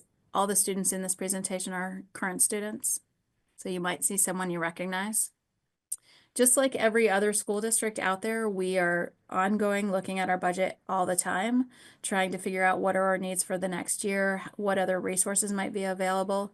So not included in our budgeting is the Perkins grant, time grants, and gear grants. Those are above and beyond the local budget pieces. So they help us get some of the pieces that we need and the equipment for our programming. Every September, when I meet with my teachers around their goals for the year, I also talk to them about what do they need in their budget for the next year. So an example for next year, our auto program needs a new brake lathe, and that is a $20,000 expense. So it's a little different than the high school at U32 and what they might need for equipment in their classes. So we're looking at those, and then we're also asking what are the wish list items. There are some benefits to these things, like our automotive program, for example, does have a business, and there are some revenues that come from that. And if you need your car worked on, you can certainly call them and set up an appointment and come in, and I guarantee it's cheaper than where you're probably taking your car now, but it also might take longer. So if you need your car in the same day, that might not happen because they're students and they are learning. But it is definitely a great option if you need a cheaper route and you don't need your car right away. Not to say that they can't get the tires changed in the same day, because they can. So we're looking at those pieces and thinking about what else do we need. So some of the requests are, for instance, baking and culinary arts share a space. That happened before I came, baking arts was moved back into the center because of low enrollment, and now we're seeing an increase in interest in those programs, and we can't increase the capacity because of the size of the space. In other programs, we have set caps. So in our heavy trades especially, 16 students in those potentially dangerous areas with one teacher. So if we increase the number of students in there, the most we could increase to is 21. And that would require another instructor or a lab assistant. So often what we do is we increase by adding co-op students to those places so that the co-op students are in 1 day a week and they're out on the job site the rest of the week. And so it means that we can flex our lab assistants a little bit more so that we can add capacity that way. So we're always thinking about ways that we can add capacity and use the resources available to us in the space that we have. The parameters of the budget have continued to be to develop towards that future goal of a full day program in a new center, to explore opportunities for collaboration across our sending schools, and to consider ways that we can use our current spaces a little differently, maybe our scheduling a little differently to improve the programming, but also to look at, is there a way to get more access that way?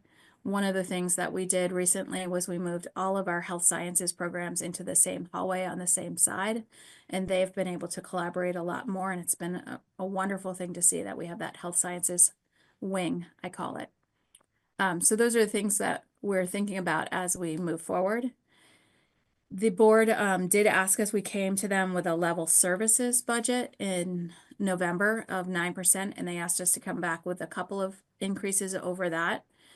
And then between that November board meeting and the board meeting last week, we learned that the base education rate, which is a piece of our configuration of funding, had gone down. It's the first time that we know of that it decreased. It went down 3.1%. And this has an impact on the on behalf payment that comes to us from the Ed Fund. Some of our money comes from the Ed Fund directly, and some of it comes from our billing you for tuition, our sending district for the tuition. It changed, because of that, it changed our level services budget to a 10.8% increase.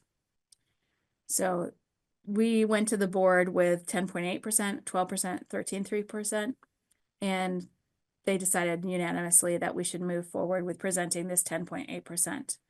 It could go down. We don't anticipate it to go up unless there's a different number that comes in from the state. The things that impact our budgets are very similar to what impacts yours: the class sizes, the amount of space that we have, because we don't own the building and we kind of have to battle to get additional space in it. We will not be getting any space next year that's additional. We're looking at building for that new facility and building up to that. Our base education rate, as I said, went down. It was 13,063 this current year. It's gone down to 12,668 for next year. Health insurance is going up, as you know. Liability insurances are going up, and we are negotiating a contract right now with our teachers, so likelihood that our salaries will also go up. A couple of things to know: that our tuition right now is anticipated at 20,738 based on that. It could go down because we now have closed our admissions process. We can look at those numbers, and my program quality committee will be reviewing the programs to determine if design and fabrication, the Stone Arts program, if that's going to reopen. It's been on pause this year because of not enough applicants. They're going to have to look at our Emergency Services 2 program, which is the only one in the country, and our kids get 24 credits while they're with us, and they start another 9 before they leave us. So they're on their way to 33 credits and a paramedic license certification. We're going to have to see if we can keep that open. Also a concern because of the costs of collaborating with BTSU. So there's some hard decisions that might be made on January 13th when we meet. And after that, we have to set our budget, our tuition by January 15th and let all of our sending schools know that that's what it is. You can see along with the steady increases in applicants, we've had a steady increase in our FTEs. You have long-term weighted something or others for your budget formulation. I have 6 semester FTEs, so an average of how many students I've had in my building for 6 semesters from each school. And so this year, I currently have 217 students enrolled, and we can bill for 184 students because that's what our 6 semester average is. So for all of us, it's complicated. Our just complicated is different than your complicated. This basically is showing you how many students we have in our programs right now for the FY25 headcount. The full-time equivalent is basically those that we can count in our 6-semester average. We might have some adult students in there. And our capacity includes if we have co-op students in those programs or medical professions, for example. This year they have introduction to human biology. They have a health class, and they can do the certified medical assisting and phlebotomy certifications. Next year, we're removing the phlebotomy, and we're keeping the CCMA, but we're adding, we're changing out our courses, and it's going to be physiology and anatomy. The CPT, which is the phlebotomy certificate, requires 30 live draws before a student can sit for that exam. We weren't having the level of success that we hoped for, and with one instructor and 12 or 14 students, it's really hard to get 30 live draws and her to supervise that. So she talked with her program advisory board, and they recommended the physiology and anatomy. So 8 credits instead of 6 for students, and 1 certification instead of 2. But that increases our capacity for next year in that program. So those are the kind of program changes that we think about in trying to increase capacity. And medical professions is definitely grown in interest level of our sending students. Our highest applicants are in exploratory and electrical technology for this year, the first round. Those are the highest areas of interest right now. So again, our tuition is anticipated to be at $20,738. That's a 9.7% increase. Our budget, which is a $4.6 million budget this year, going up to a $5.1 million budget next year. That's an 11.8% increase. The remaining amount that we would bill back for tuition is $9,717, which is a little bit more than this year. It's 28% more than this year, which is a hard number to say. Current year is $7,536 for that 6-semester average, of which, what do we have for U32? Looks like this year you have 37.68 FTEs. Next year it looks like 41.51 is what we anticipate. One benefit, though, is at the end of each fiscal year, we get audited by the state for what's allowable for our tuition. So if we overcharge, we have to send money back. If we undercharge, we get to bill you more. We did overcharge in the last fiscal year, so there's going to be a $500 credit per student coming back to kind of offset that. So we didn't know we were helping out that way, but we are. So that's good, I guess. The next couple of slides are just looking at our budget by function so that you can see, very similarly to all of our sending schools, the majority of our funds go into people, into personnel. It's salaries and benefits.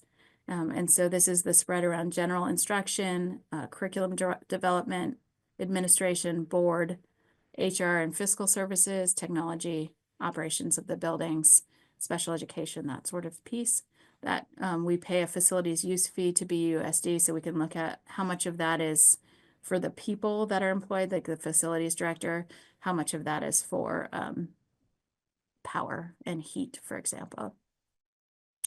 And so looking at it another way, you can see salaries and benefits, then you can see contracted services that we have, our supplies, the property, purchased property services, what percentage of our budget those are. Again, our revenue sources, we do have some adult students. We can only charge 40% of our tuition to adult students, and they can only take seats if they're available. High school students get priority. So we do have some revenue from that. The Voc Ed support grant is that on behalf payment that comes directly from the Ed Fund to us on behalf of each of our sending districts. And that's the one that went down because of the base education rate going down. The state tuition reduction is also based off of that education, base education rate. So that did go down a little bit. The state salary assistance that we get for some of the positions we have, that is 35% or 50% of those salaries. So we get reimbursed that the following year. And then, as I said, we have businesses. So automotive, cosmetology, baking, and culinary arts all have businesses that do bring in some revenues. So we take those total revenues and subtract that from our overall budget, and that gives us the amount left to be raised by directly billing our sending districts. And I will stop sharing so that I can see people. Thank you, Jody. Are there any questions from board members? Natasha. Yeah, it's kind of a broad question, so bear with me. And it stems from two things. One, the new EQS that is being implemented come July 1 and how that impacts you. And two, part of your presentation was about making sure that the students were ready to be entering the workforce. And I just had a couple questions about that. So do you want me to pose all of them at once, or do you want to start One with at the a time EQS? would be good. Okay. So I'll start with the EQS. How is EQS something that is also expected to be implemented in the tech program, and is that something that you've thought about and what that's going to look like? Yeah, we do have EQS pieces that are important to us as well. So we have a lot of the same board rules. We also have additional ones, and so we have to try to balance those out. Perkins also has some education equity quality pieces to it, and we are sort of tasked with and rated on whether or not we're getting more non-traditional genders into particular categories and pieces like that. So our goals are set around trying to get access for more students that way. We've also been talking with Vermont Works for Women a bit about affinity groups and trying to figure that out. Right now, though, it's hard within our schedule. We have to pull students out of program to do that, and our programs are at the minimum of the required minutes. So we have proficiencies and seat time. So we're supposed to have 1,200 minutes a week that our students are in program, and then we also have the proficiencies for it. And since we're 4-hour-a-day programs, we're right at the bare minimum of that. And so finding creative ways to do that is kind of our goal as we move forward. Do we extend our day a little bit to try to give an opportunity for some flex time where we can have affinity groups that are meeting, and that we can build the skills of our staff and students in working together, and our staff with, I know one of our programs we have probably the largest ever group of non-traditional students, and some programs don't have a non-traditional gender to them, but some of them do, and it's based on whether or not 75% of the workforce across the country is a certain gender or not.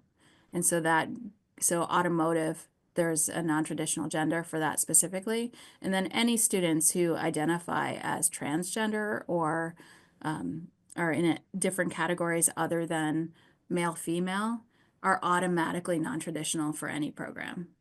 And so that's data that the state tracks, and we keep working on that. We do surveys every year. So our comprehensive local needs assessment survey gives us some data around how people are feeling as far as being able to access their safety in program, feelings around harassment and bullying potential. And I have to say, I think we're incredibly lucky that the majority of our data comes back as in the 90s, that students are feeling safe, they're feeling like they found where they belong, that the center is meeting their needs. We still have places to improve, and those are areas that we're focusing on. I don't know if that fully answers your question, but Jody, Natasha, can I interrupt just for a minute? Can you share a life? We have an equity scholar at the Career Center too, and the work that your teachers have been doing, especially because the Career Center is one of where the curriculum has already been integrated. I'm just thinking about the presentation from your health teacher medical that is professions, escaping me right now. Yeah. So we have an equity scholar in residence, Life Legeros, and he first year with us last year, he worked on improving our equity policy. And then as a result of that, we have an equity team that meets. He also does some work, professional development with staff weekly with different topics in equity. Our medical professions teacher has gone into the history, the kind of the dark history of medicine, and teaching that to students, and that's expanded across our health sciences programs, so our emergency services as well. They're also looking at different fields such as like mental health and how to deal with that, because they're going to deal with patients that might be suffering from different pieces. So there's lots of pieces that come in. Not every program is there yet, but every teacher is accessing the Equity Scholar in some way, which has been good. Thank you. That is all wonderful to hear, because my question kind of came from the concern of knowing BIPOC folk and females who have gone into trades and had really tough experiences because the culture of trades hasn't necessarily kept up with the changes in the culture of our society. So I'm really excited to hear that work is happening at the Tech Center. And now I don't expect you to answer this, but I guess, for me, the next thing would be, how do we then push that out into real world experiences, right? So they're in this safe space at the Tech Center, but when they go into mentorships or whatever, are they still in safe spaces? Thank you for sharing that. That's great. The other question I had is I'm wondering, do you have, because I saw the picture of someone doing hair, do you have anybody on staff that is helping in terms of like protective styles and textured hair? Just because I know that is an area that BIPOC folk are lacking access to in the state of Vermont. And so having somebody on staff that's able to share teach those skills and get more people out in the field would be amazing. We do not have someone on staff currently. We do have someone that we've contracted with in the past who does a unit with us. Okay, great. Thank you. Yeah. Thank you, Jody. Daniel? Yeah, thanks for joining us, Jody. I guess one comment with a question is, I think it always bears repeating that we embed in our budget the expense of sending students to the Career Center. I was curious if our current budget has the updated numbers in it now, if Stephen or Suzanne might know that. Suzanne, you want to? Yeah, no, it does not include these updated numbers. Okay. That's probably the thing you will see changed in January. Okay, thanks. And then I'm curious, since we have you here and we don't usually have you here, I'm curious if we could just talk a little bit about sort of the process for the decision-making process and the financing process for a new center. And I didn't know if it's probably, obviously way premature, but also it's something that should be on our minds because it's going to affect us all. And it seems super vital for your district, which includes us. But I also want to start understanding what that process will look like and what kind of support you're going to need from your sending districts and how we can support you. And I also trust Patrick to bring that back to us, but also I'm curious if you could offer some thoughts. I will try not to take too much of your time, but I could go on and on. This is a project that started in 2018, well before I came to the Career Center. And when I arrived in 2021, it was governance was a topic and re-envisioning the center. And for me, it felt like if we were going to re-envision the center, that we needed to move the governance model first so that we could have the input from our 18 towns. And so that, because previously as a member of Barre Unified Union School District, only Barre City and Barre Town voted on our budget, even though everyone was impacted by it. So I think one of the best things about us being an independent district is that you all get to vote on our budget. Once our budget is passed, it becomes an obligation. So that's why it's embedded in your district's budget, because once it's passed, it becomes your obligation to pay that build back tuition, that smaller amount, right? So our tuition is $20,000 next year. Your piece is $9,000 per FTE that you have. Plus there's a little bit of credit because we overbilled, so that you'll get a little credit back for some of those FTEs as well. The project itself, now that we've gotten back onto that, which was a goal that my board set last year to move forward, we've been in we kind of picked back up with Truex Collins and also LaValle Brensinger, both companies working together. Both of them had been involved, first LaValle Brensinger and then Truex Collins in the project before I arrived. So we got back up to speed with them and started site selection. Site selection criteria was basically we needed 25 acres or more. We needed three-phase power. We preferred a paved road. We wanted it to be centrally located. We were looking for power, water and sewer. So those were the kind of the criteria, and they opened up the search based not on what's for sale, but all of the properties within a central location across those 18 towns that fit those criteria. And I think they came back with like 199. And so we had narrowed it down. And Flora, you were there for much of that. So if I missed something, please say something. We narrowed it down to about 33 with those added criteria of the paved road and the three-phase power. And trying to avoid anything that was steep or looked like based on a Google map that it might be wetlands. And then we narrowed it down to the top 10 list, so to speak. And I started calling people. It was kind of a cold call. So, hi, we're from the Central Vermont Career Center. This is what we're looking to do. Would you be willing to sell your land? Got some no's, got some, I want to know more about this. I did reach out and ask Stephen if it would be okay to include the U32 property as a potential, just to do a test fit on it and see what it would be like. He said it would be okay to move forward with that, but the board would have to discuss it at some point.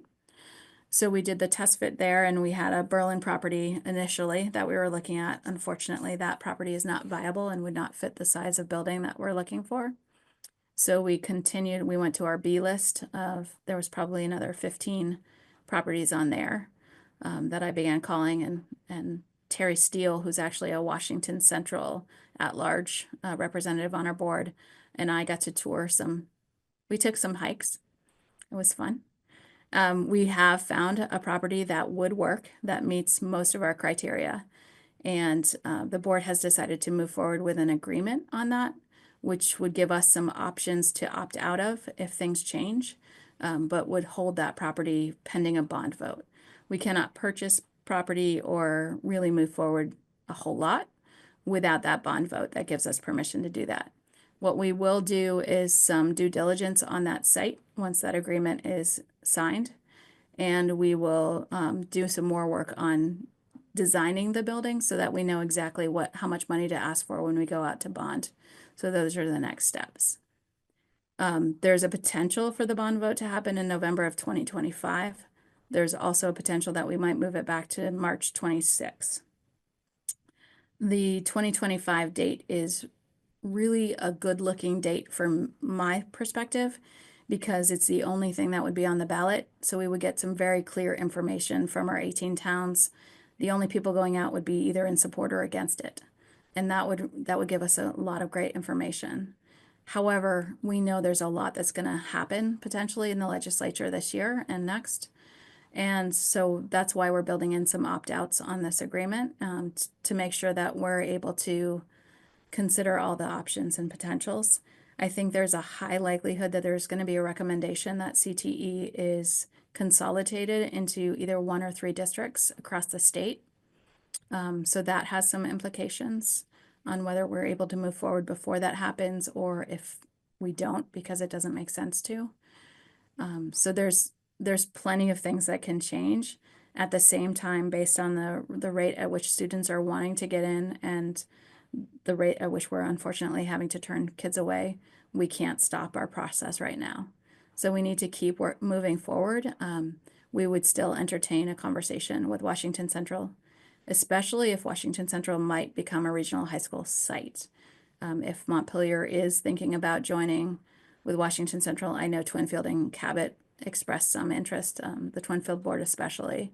And so if there are ways that might move forward, then that could also change our trajectory. So I think we're moving forward because we have to. It's imperative that we do what's right for our kids in the workforce, but we also are trying to be sensitive to there could be a lot of changes and we might need to flex and shift. Thank you, Jody. That was great. Any other questions for Jody? Otherwise, thank you for being here, Jody, and exciting. And there's more to, there will be community forums and stuff from the Career Center as we get deeper into the facilities project. So stay tuned. Thank you again, Jody. Thank you all. Okay. Yeah, I'm just looking at the clock and I'm not totally failing getting you out of here in 3 hours, considering what we have ahead of us. So the VSBA report, all I'm going to put there is there's a survey that we've been putting out. If you would be so kind to just do the survey, and that's just to, get a better sense of the diversity across the state and be better able to serve all our districts in targeting learning for board members. So that's the only update I'm going to be giving you right now, just because of the time. And you got an update just Tuesday. There was a pretty comprehensive update, and a couple of you had asked me of ways to reach out into the webinars and learning as a new board member, and I've given you some links to that. I'm going to give you a 5-minute break to get a glass of water or use the bathroom, and then we'll come back. Well, it's what is it, for 8:48 for you guys. So let's come back at yeah, that's the, do I have that right? At 9:03. Yes.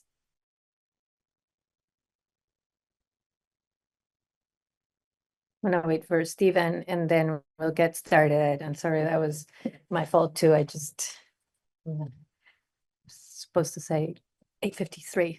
I'm a year behind, an hour behind, right? Okay, let's keep going in and move into the board operations. I'm looking for a motion to approve the participation in the Winooski Valley School Choice Lottery. I have a volunteer, Ursula.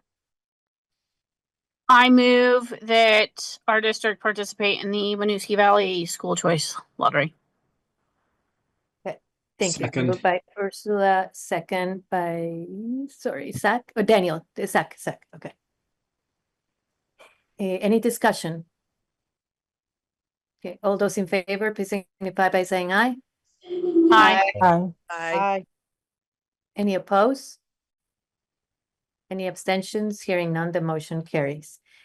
The 5.2 is the budget draft next steps. So in January, Stephen, I'm gonna speak on dates for you guys, but so the leadership team will bring updated information, and we would have more up-to-date information from AOE, and Right. we So, will be yeah, the first board meeting will have updated information on the budget in January, and then we'll be ready for approval by the second meeting. yes. And then you guys heard sort of the questions that you guys ask, the questions that community ask, and that's what is gonna be the input and the next steps for that. And like I said, the student council is coming to that next budget meeting too. And simultaneously to that, everybody's working on the report too, and we're trying to keep up frequently asked questions so that would be posted too as needed. And we usually send a postcard that hopefully will be, because we won't have the information until the end of January, right, Steve? So we would try to coordinate that postcards being sent out to everybody as soon as possible. Absolutely. Okay. And any questions on next steps? Seeing none, the mailing ballots, unfortunately, we had 2 towns that decided not to approve mailing ballots. Both Berlin and Middlesex did not approve the mailing ballots. So what we're going to do is add to our postcard just to remind people to request their ballots. We cannot, as a district,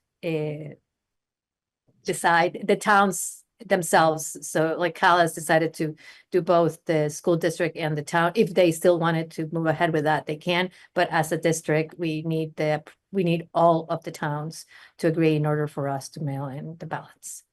So that's the update there, unfortunately. So I'm sorry to report. Not trying to rush us, but we have the configuration committee appointments, and you guys all received the letters and criteria board. So I was gonna move us like quickly into executive session, ask for a motion to move into executive session. I think we can do it fairly quickly and still do justice to the applications. So Stephen, do you have that executive committee? Okay, so I'm looking for a motion to go into executive committee for the purpose of discussing appointment to. So moved. Second. Okay. Yep. So moved by Julia and second by Daniel. Well, it wasn't seconded by me. I had a question. Oh, okay. So who Are seconded? we Zach? including any personnel besides the board in this executive session? No. No reason to? Okay, thanks. No. Okay. All those in favor, please signify by saying aye. Hi. Any opposed? Any abstention? Hearing none, we can go into the executive committee room and we'll be back shortly in public. All Laura, right. how do we get to the executive committee room? I'm about to open the he- room and, Oh, and okay. you'll see that the breakout room is available for you. You'll have to join on your own, remember? And the And- decision will be made in public. We were just going to review the letters in view, just like we do when we appoint board members. We're back. Sorry about that. Not as quick as I thought. Here we are. I'm looking for a motion to appoint community members to the. Are you ready, Lisa? Yeah, thank you. Go ahead. Sorry. Okay, no, that's fine. We move to appoint Daisy Scarzello from Middlesex, Matthew DeGroot from Worcester, Andrew Shapiro from East Montpelier, Shannon Miller from Berlin, and Anna Matheson from Calais. Second. Thank you, Ursula. Thank you, Michelle.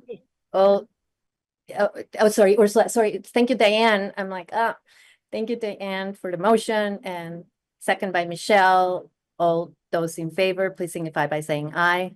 Aye. Any opposed? Any abstentions? Hearing none, thank you to all the community members. We'll be reaching out to you, sending you an email and thanking you for being willing to appoint. It was not easy to figure out. It's all great applicants and we did our best to balance that. The board will appoint, just trying to think about time, the final configuration. We also have board appointees and we'll do that in January. And we already had talked about our 3 principals and we'll do that in January too. Does that make sense, board? We just wanted to make sure that community members knew, and then we'll have a full configuration committee in January. Is it 2 principals and a superintendent? It's the 2 principals and the superintendent. So we had Becca and Alicia, and we will finalize that at our next meeting. It's just, we're trying to, like, we still have a whole board packet to go through. So, and it won't impact any decisions. And then at the next meeting, we'll also be looking at our backwards planning. So to look at the next steps for the configuration committee. Let's move into the ed quality update, Ursula, in a flash. Yes. Glory. So on page 47 in the packet begins the report from the Education Quality Committee on post-secondary outcomes. This is the second report that the full board receives on our student achievement monitoring plan. And it's also important to note that post-secondary outcomes is part of our equity indicators. So we covered it in November and December. Our board had our committee had a lot of really good questions that we asked of the administrators, and they went back, brought us answers, and we came back a second month to digest the information. Overall, our district is offering multiple pathways to our students to explore career and educational opportunities beyond their high school. They have personalized plans for our students. These include courses like advanced placement, so AP courses, independent studies, various external programs such as Central Vermont Career Center, who we already heard from today, dual enrollment, and early college. Our students' post-high school plans include apprenticeship, career education, college and university, gap in service years, and military service. Enrollment in early college and dual enrollment programs are notable, and the district administrators several post-secondary assessments, including pre-ACT, PSAT, ACT, SAT, and AP exams. Emphasis is placed on graduating within 4 years to ensure college readiness and career readiness. And we have individualized support plans for students who don't meet that 4-year graduation proficiency. The district's success includes flexible pathways, dedication to student support services, and we have seen improvement in our reading scores. Challenges include some of our low AP course enrollment and the impact of early college enrollment on school dynamics. Approximately 60% of our students meet math achievement standards on some external exams, indicating room for improvement. The district aims to improve communication and available opportunities and balance offering college credit courses with in-house curriculum challenges. Collaboration with leadership is needed to align offerings with core beliefs and strategic goals. I was going to also add that on page 56 of this report that's in the packet is a table that talks about the decisions of our CVCC students and what they do after high school. And as the chair, I also wanted to maybe make a statement. It's pretty much my opinion, just as the chair of the Ed Quality Board, that our work as the board needs to or should work with our leadership team and align our actions so that our efforts are coordinated, effective, and efficient for all of our students at all levels in all of our schools. And I would invite anybody from Ed Quality to add anything that I missed in my highlights from the report. And our report highlights some of what we learned. You can always look at everything we've looked at in our presentations that are given to us on the website, the district website. And if nobody from Ed Quality is going to jump in to add anything, I'm opening it up to board members because this is your report so that we can be monitoring our achievement levels and our students' achievement so that we can improve the reports. So any feedback is welcomed. Zach has his hand up. I see Zach's hand up. Yeah. One comment that I just wanted to add, we put some information in about how many students we have enrolled in AP classes. We also have a very significant number of students going to early college, and we believe there's probably an income skew in that. Most of our early college students are going to Norwich. There are some pretty significant costs associated with going to Norwich. In addition to needing students need to get there, and so while the AP enrollment is low in some places, there are probably some pretty significant equity issues if we aren't able to keep sustaining the AP classes because the richer students may just go to early college and the poorer students may not have the more advanced options. I also just want to add something. I thought it was a really rich committee conversation around this. We actually extended it into a second meeting, and I appreciated the alignment of like district and U32 leadership and like how much they're thinking about the same things we're thinking about, like this menu of like college level content and how it's delivered and what the pros and cons of each are. I also think it's worth flagging that the time is probably going to come at some point when we need to have like a full board discussion about this because it's complicated and there are implications. And now that you've opened it up, one of the questions I wonder about too, in getting a post graduation interview would be how many who did take AP found that it actually was able to provide for them in their college or, you know, so I don't know that we may have that information, but it's not necessarily one that we've gathered as to those that take the AP test, get the 3 or above. Are they able to apply it and cut out classes? Or is that also creating that inequity as opposed to if it was a college track course that they took and be able to?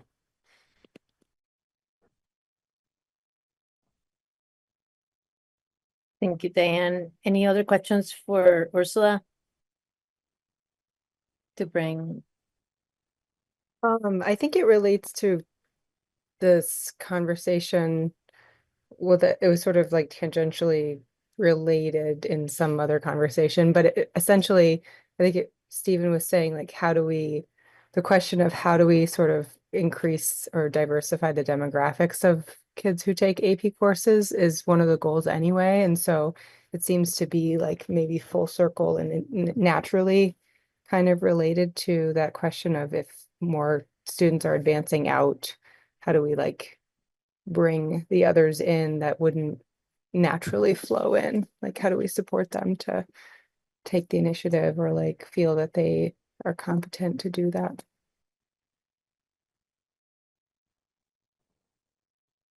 And I know that that was a long report that I put in to this packet. There was a lot of information. Pages 58 and 59 bullet point some of our analysis of the information we received over the 2 months and have implications for the school board. Like right now, we have lifetime support for our students from student service staff, but it's not codified into policy. It's just the passion of those employees. But you guys can read through that.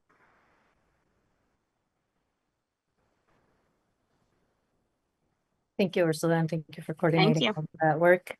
It's really important. We're gonna move into the Finance Committee, the fund balance projections on page 61.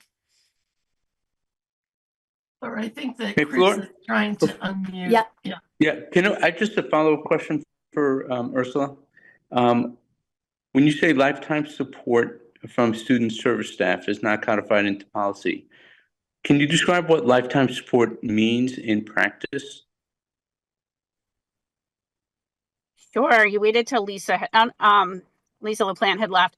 Lisa LaPlante had talked during our meeting that our student support service staff will stay in touch with our students when they've left U32. They will find time to reach out to them and make sure that they've hit their 4-year or they've hit their graduation requirements and that they've received a diploma, even if they did so elsewhere.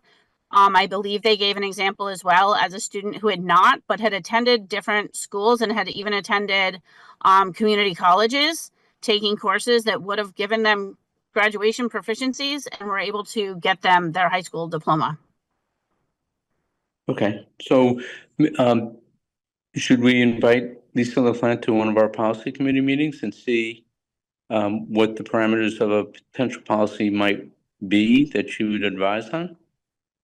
I think that that's a great thing. So I think this is like a service that we offer our students, but like anything where I think that we need to put it into policy a lot of times is that if we lose these employees, just through attrition, they retire, whatever it is, relying on the staff to have that passion for the students isn't going to always necessarily be there. I'm not saying Stephen would hire non-passionate staff members or that any of our principals would, but if we're not asking of it, it's something that can easily slip by. Great, thank you. Thank you, Chris. Going back to the fund balance projections, Suzanne, do you want to highlight?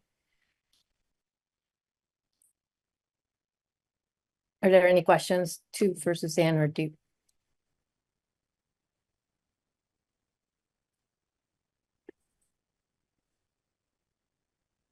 Everybody's quiet. Suzanne, maybe do you want to just walk the board members through the fund balance page 61 like we did at the Finance Committee, or are there specific questions? Seeing none. Oh, so cute, Elizabeth. Yeah, let me just find I just had my report up and now I've lost it. It's 10 o'clock, guys. Oh. Basically, it's a fund balance report of our enterprise funds. And so one of the questions at the finance committee meeting was around, is this part of the general fund? And no, it's separate from the general fund. These are all funds that generate offsetting revenues. Yes, the general fund has transfers to offset the balance that is not generated by revenues, but this is a report as of the end of FY24.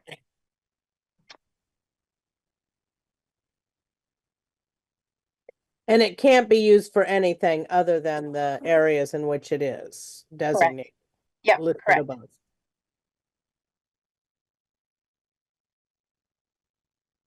Are there any questions? If there's none, it's just an update for the board for you to be informed. It's seeing none, I'm gonna move into the rest of our packet. Now I just have to go 61 pages back in my little iPad. So we're now into policy. Chris, take it away. Thanks, Flor. So first off, I'd like to make a request. The past couple of policy committee meetings, we have not had enough board member attendance for a quorum. So is there a way that we could have the quorum be determined by the number of board members in attendance, as opposed to the number of board members that are assigned to the committee? I think that, didn't Megan Roy answer that question when we were together? I don't remember. About, like, because we're that subcommittee that's informing the board and the board's gonna be the voters, then that's when we need quorum, but we don't need quorum for the actual policy committee to make decisions to then bring it to the board. Okay, good. We kind of went along and did that with our last meeting anyway. But I just wanted to make sure we weren't running afoul of anything. So thank you for that clarification. So we have a couple policies up for consideration. The first is F20, which is a fiscal management and general fiscal accountability policy. Is recommended policy, and at our meeting, we got the word from Suzanne that she basically what we're doing now, and she thought it would be a good policy to have. And Suzanne, any other comments on what we are proposing here now for a first read? Well, or Stephen? Yeah, I was going to say, so we went back and just did a double check. Number 6, that's covered already. Pardon me. And I don't think the board wants an annual report of all of the supplies, materials, and instructional equipment. I don't think that would probably be something that we want to spend any time bringing to you guys. We will maintain that for our audit purposes, but not an annual report. And number 8, we have that covered in other areas. So it's more of a procedure than a policy. Okay, so are you proposing that we strike number 8? Number 6 and number 8, yes. Okay. Ursula? I'm wondering if number 8, Stephen, were you saying number 6 is covered by another policy? No, I'm saying number 6 is you don't want us to bring you a list of supplies every year. But like so are you thinking just striking the to be presented to the board annually? I mean, I'm not really excited about reading about how many pencils are left over at the end of the year. We just, our recommendation is just strike number 6. We maintain that for our audit anyway, so. That is covered in our annual audit of finances. Is that what you're saying? They just make sure that, well, they don't bring you the numbers, but they ask that we have one, right? Right. Not for supplies. No, we don't do an inventory on supplies. Supplies are what you consider a consumable that's going to be used up within a year. So if it's a piece of equipment that's got a longer life than a year and a higher value, yes, we inventory all of that. We've got that in our audit. It's about $35 million worth of equipment. But no, we don't do a formal report on how much do we have in pens and pencils and paper left at the end of the year. I think that would take a lot more work. I was going to say, given the amount of work that report would cause or require, is it something that, Suzanne, you think is valuable for the district? No. What I do think is valuable is the work that we've started to do with, for instance, Becca, on making sure that our supplies are consolidated in one place and we have a person that's managing those supplies. I think that's where that belongs, and managing them within the building. And we are working on that in numerous places. So yes, and I think it's procedural that it should be done, not policy. So Suzanne, do you know why they would have that in here? I don't know. I can probe the VASBO group to see, but this is a VSA policy, and I'm not sure. I also know that the state's working on some more policies. You're going to have a lot more financial policies coming your way in the next year or so. Okay. Thank you. Daniel. It's like, So then I guess I had another question on 8 then. Like for 6 and 8, if it's things that we do procedurally, but there's not a policy that dictates that we do it, right? Like policy then dictates procedures, and then it all just like makes it concrete. And policy is the only thing the board can control. Correct. Correct. So I just want to make sure that like if we think that it needs to be there so that it remains as a policy, that we keep them in. Or that it remains a procedure that we need to keep it in the policy. That's my thought.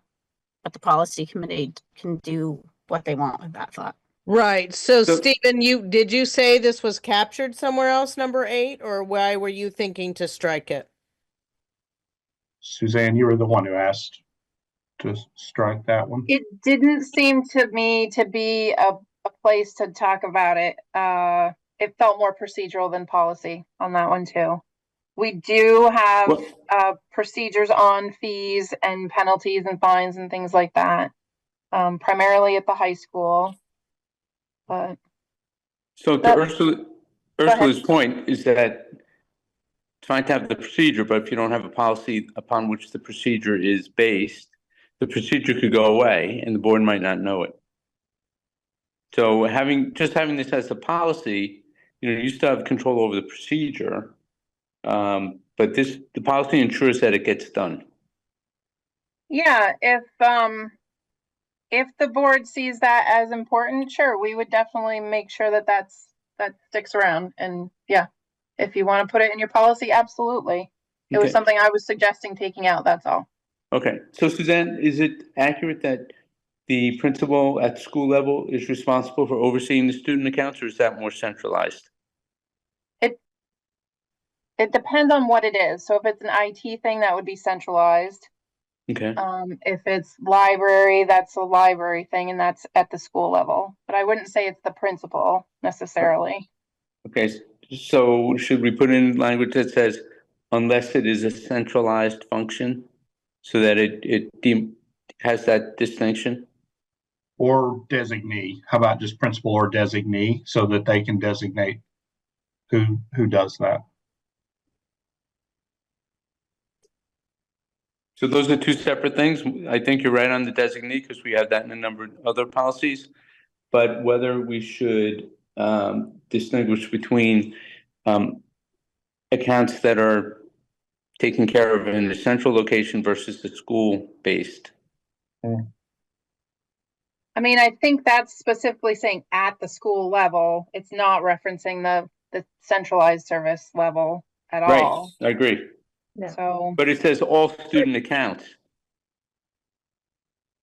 at the school level. Yeah.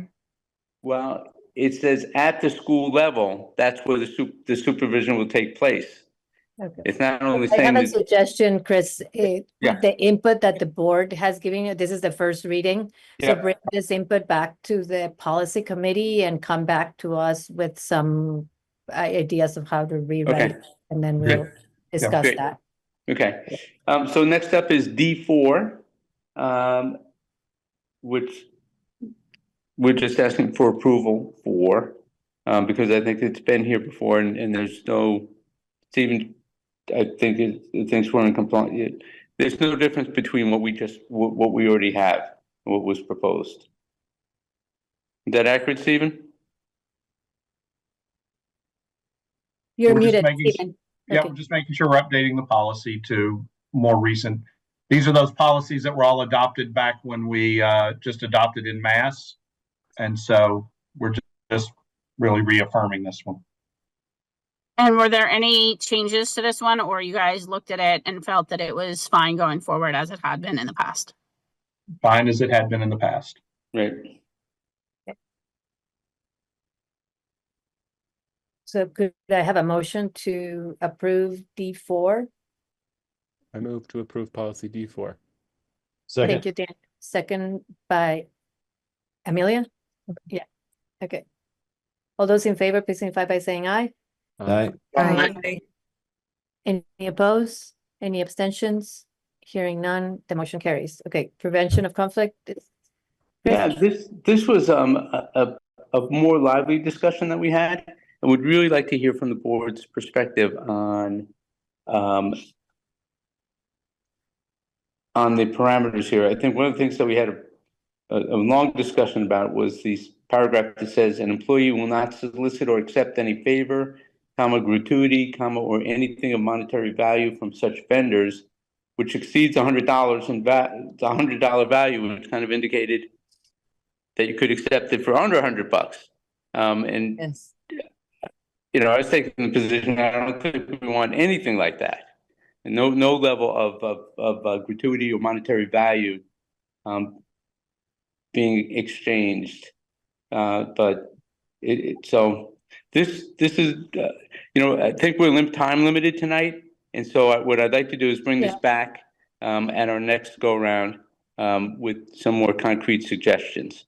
Yeah, because Chris, I Okay. know at my job, they're like the Quill company often sends cookies and extra things. There's a lot of like surplusy kind of simple things that get sent by companies. They're not of huge value, which is why I'm sure this is in there, but the companies do it. But well, anyway, we'll do this because I think it requires a more extensive discussion than we can have tonight. Yeah. And then next up, to come to your policy committee meeting too to discuss that in particular and talk about what Diane's talking about. So and see if I can help advise at all. that'd be great. Thanks, Suzanne. And so next up, we have to adopt policy F45. We've been through this a number of different times, and I think it's ready for adoption. I'm looking for a motion to adopt F45 fundraising. Thank you, Ursula. Second. Second. Thank you, Elizabeth. All those in favor, please signify by saying aye. Aye. Aye. Any opposed? Any abstentions? Hearing none, the motion carries. Thank you. Right. Thank you, Chris. Personnel, page 73, a volunteer. Ursula, go ahead. Are we doing it as a slate or each one of those individually? We usually do each one. There's not Each that one many. yeah. Why don't you do the new It's late hire? and I was confused. Yeah. I move that we approve the new hire for the 24-25 school year of Catherine Saunders, school nurse, 1.0 FTE, Callis Elementary. Second. Thank you, Ursula. Thank you, Daniel. All those in favor, please signify by saying aye. Aye. Aye. Any opposed? Any abstention? Hearing none. Welcome to the team. Move to long-term substitutes. I move that we accept the long-term substitute for the 24-25 school year of Robin Gannon, LTS special educator, 0.8 FTE at Berlin Elementary. Second. So Ursula and Patrick. All those in favor, please signify by saying aye. Aye. Aye. Any opposed? Any abstentions? Hearing none. Welcome back, Robin. And okay. Rainbow Rowing, I hope it's coming back to Berlin. No. That's her name for science. So, okay, let's move into, sorry, I have to get back into my Consent agenda is consent next. agenda. Approve the minutes of December 4th. A motion? So moved. Okay, Chris moves, second by Daniel. Any amendments to the minutes? All those in favor, please signify by saying aye. Aye. Aye. Any abstentions? Hearing none, the motion carries. Approve the board orders. A volunteer for the board orders. Elizabeth, have them open. Go ahead, Ursula. Elizabeth.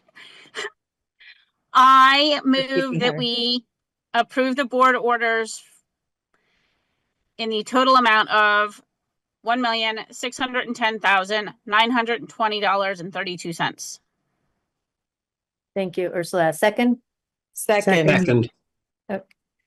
Okay, I give it to Elizabeth. She was brave. Sorry, Zach, you guys did it at the same time.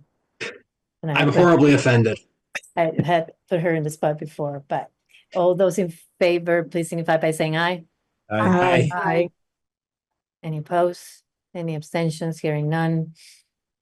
Board evaluation is on our future agenda item, and obviously all that we talked about, the budget and our next steps. Board reflection, I was gonna let Jonathan has an announcement. So if you want to do it during board reflection, Jonathan, I said, and then Natasha, you can go too. Unless I'm missing something, Natasha, before we go into reflection. No? Okay, go ahead, Jonathan. Yeah, I just wanted to let everybody know. I let Floor know earlier today that I'm going to be resigning my board position effective at the end of the year. And I just wanted to say a few things. I don't want to extend this meeting beyond too far further, but I've been on this board for a long time. Previously, U32 was on the Berlin Elementary School board. I was assistant girls hockey coach at U32 some years ago. So I feel like I've put in some time, which has been really good time and enjoyable and meaningful work. And I know the communities that you all represent are in good hands. And, you know, still me for another few days are facing difficult choices for sure. But I'm confident that you all are going to be respectful of each other. You're going to have good spirited debates about what to move forward to, what the priorities are, what they should be for the kids and for the community and the schools at large. We have a great district. We have great schools. All of our 3 kids graduated from Berlin Elementary and then U32. And so I just felt like it was a good time now. It'll give another person some time prior to town meeting to get a petition together and that kind of thing. So I just wanted to thank all of you too for all of your dedication. And I know you all are very committed to this work, and that's really important. And I just feel like there's other things that I want to be doing too. So as my one of my in-laws says, you can't dance at every wedding, and I think it's a great saying. So we have to choose, and so I'm choosing to step aside after, I don't know how long it's been, probably 15 years, a long time. So but I wish you all well and happy holidays, and I wish all the best for you and your families and for the district. So you'll see me around occasionally. Thank you, Thank you. Jonathan. Thanks, Like I said in Jonathan. my email, thank you for your service and thank you for the many years of commitment to the board and to the kids. And we'll miss you, and thank you for helping us recruit the next Berlin resident too. Natasha? Yeah, this isn't, I guess this is just, I'm wondering if we could have conversation about this moving forward. I'd really like to see us as a board take some stances on changes to school funding separate from VSBA, because the commission report that was issued on Monday, which says that schools spend too much and don't get good outcomes was voted in favor on. VSBA voted in favor of that, which I feel like is probably not how we feel about our district and the work that's happening here. And so I would just like to, at some point, have some conversation about how we as a singular board, separate from VSBA, could possibly do some advocating on behalf of changing how school funding happens, as well as changes in pushing like reference-based pricing and other things that are going to help alleviate some financial hardships for Vermonters, and also take stances that are a little bit more in support of our administrators and our teachers. Thank you, Natasha. Put it in there to do it. Zach, any other reflection before I open up all the comments?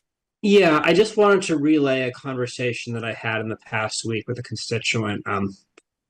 This was someone who had been fairly upset with some of the things that had gone with some of the things with the consolidation, just the conversation decision not to put any school closures on the ballot had transpired, and felt really afraid to speak up in meetings. Felt like she would be shouted down, and felt like the way that some things had been framed as equity issues when she thought they were real, legitimate points of discussion, really shut the conversation down and sort of created an avenue to paint someone who might have had real equity concerns about keeping small schools that say, for example, have, that are able to offer fewer resources, was also an equity concern, and that would be, but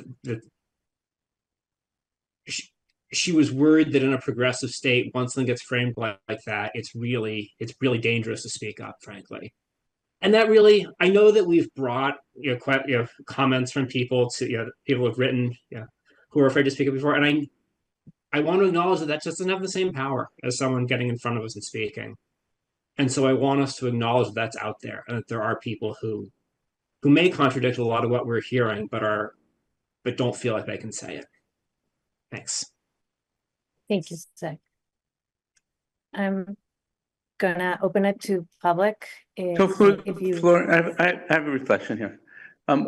It seems that we have certain various reflections, like from Natasha and now Zachary, that I would hope that we take further steps to address, because it's the reflections, but they're also saying, this is a concern of mine, and can we set up a mechanism where we can, at the next board meeting, because we have the reflections at the end of this board meeting, we set aside time at the beginning to say, what concrete steps can we at least talk about that may or may not, we don't have to take action at all, but may or may not be we want to pursue in response to the reflection that some of our colleagues have expressed.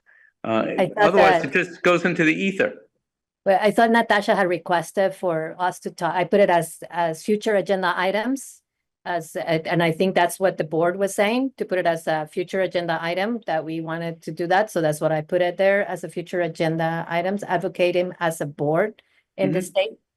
And then Zach, I thought what he was saying is that he is reflecting on a comment from, and then in our communications, and we keep bringing this up. So I don't necessarily added Zach as a next, agenda item, but he is reflecting in something like what we keep talking about. Unless I'm understanding it wrong, Zach, you were reflecting on That's that. correct. Not always everybody present at the table. So we're afraid to speak up, and what can we do? Take steps so that people feel like they can speak up. That would be the concrete step, I think, to address that, because just to hear that is it. And I'm not saying I think he's accurate, but absolutely. What environment can we create so that someone is not afraid to speak up? Because we should encourage that. I mean, we want to model that behavior for our students. We would, So you know, just we to always be say. clear, just to be clear, Chris, that Yeah. what Zach is saying, is afraid because there's more, and I brought it up at several meetings before too, is not the board necessarily. It is that they are an underrepresented section of the population that can't speak freely at the meeting because they're outnumbered. And that's what he's bringing to the table right now. They are outnumbered by other community members. So they do not feel like they can speak up at the meeting. And they have reached out in different ways to say that they don't want to speak in opposition to their neighbors. They don't want to speak in opposition to their best friends in some cases. Right. So that is what he's bringing to the table, not the ability for us as a board to create a culture where everybody can speak, because I hope that we've been modeling that. But Elizabeth, go ahead. And I don't want to keep us any longer, just in respect to our administrators have to be there early tomorrow, and you guys all have jobs too. Elizabeth? Yeah, I was just going to say to both what Chris and Zach were saying, I agree with you, Fleur. I don't know if it's necessarily about culture, more so about access and outlets. So how folks can provide that information and feel safe and secure in that process. So I feel like it is a further conversation of at least that piece of it, how members can share and feel like their voices are being heard. And I know there are outlets currently, but are there more? How could we look into that? And maybe there are other boards that have experience supporting it in a different way. Thank you, Elizabeth. Okay, glad that. Community members, if you have a comment, please raise your hand and share your name and town. And I just see one hand up. Hannah, please go ahead and unmute yourself. Hi there. I'm Hannah Brown. I'm from Middlesex. Thanks for hanging on this late. I just wanted to make a public comment about the nursing cuts. I first want to say that I'm really impressed with how much Rumney especially is doing. It seems like this year our music program is great. Miss Hunt is new. She's doing wonderful things. There's a drama club that Caroline is running that's really great. I'm really concerned about nursing cuts. I just wanted to share my experience. A couple weeks ago, Rumney didn't have a school nurse, and my daughter got off the bus sicker than I've ever seen her in my entire life.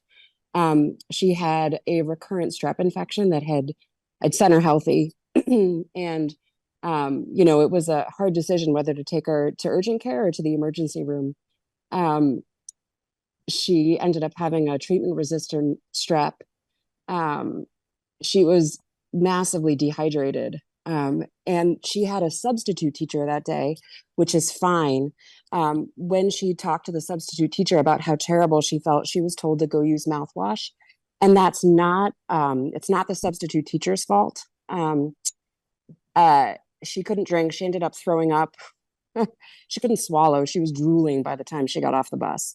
And she's a very mature fourth grader. But she also follows directions, and she ended up vomiting after that and didn't want to disturb the teacher. So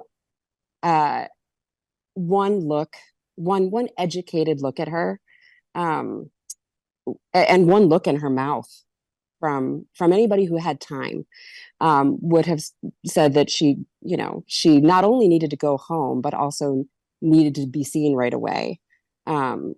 She sat for an entire day, massively contagious at school too.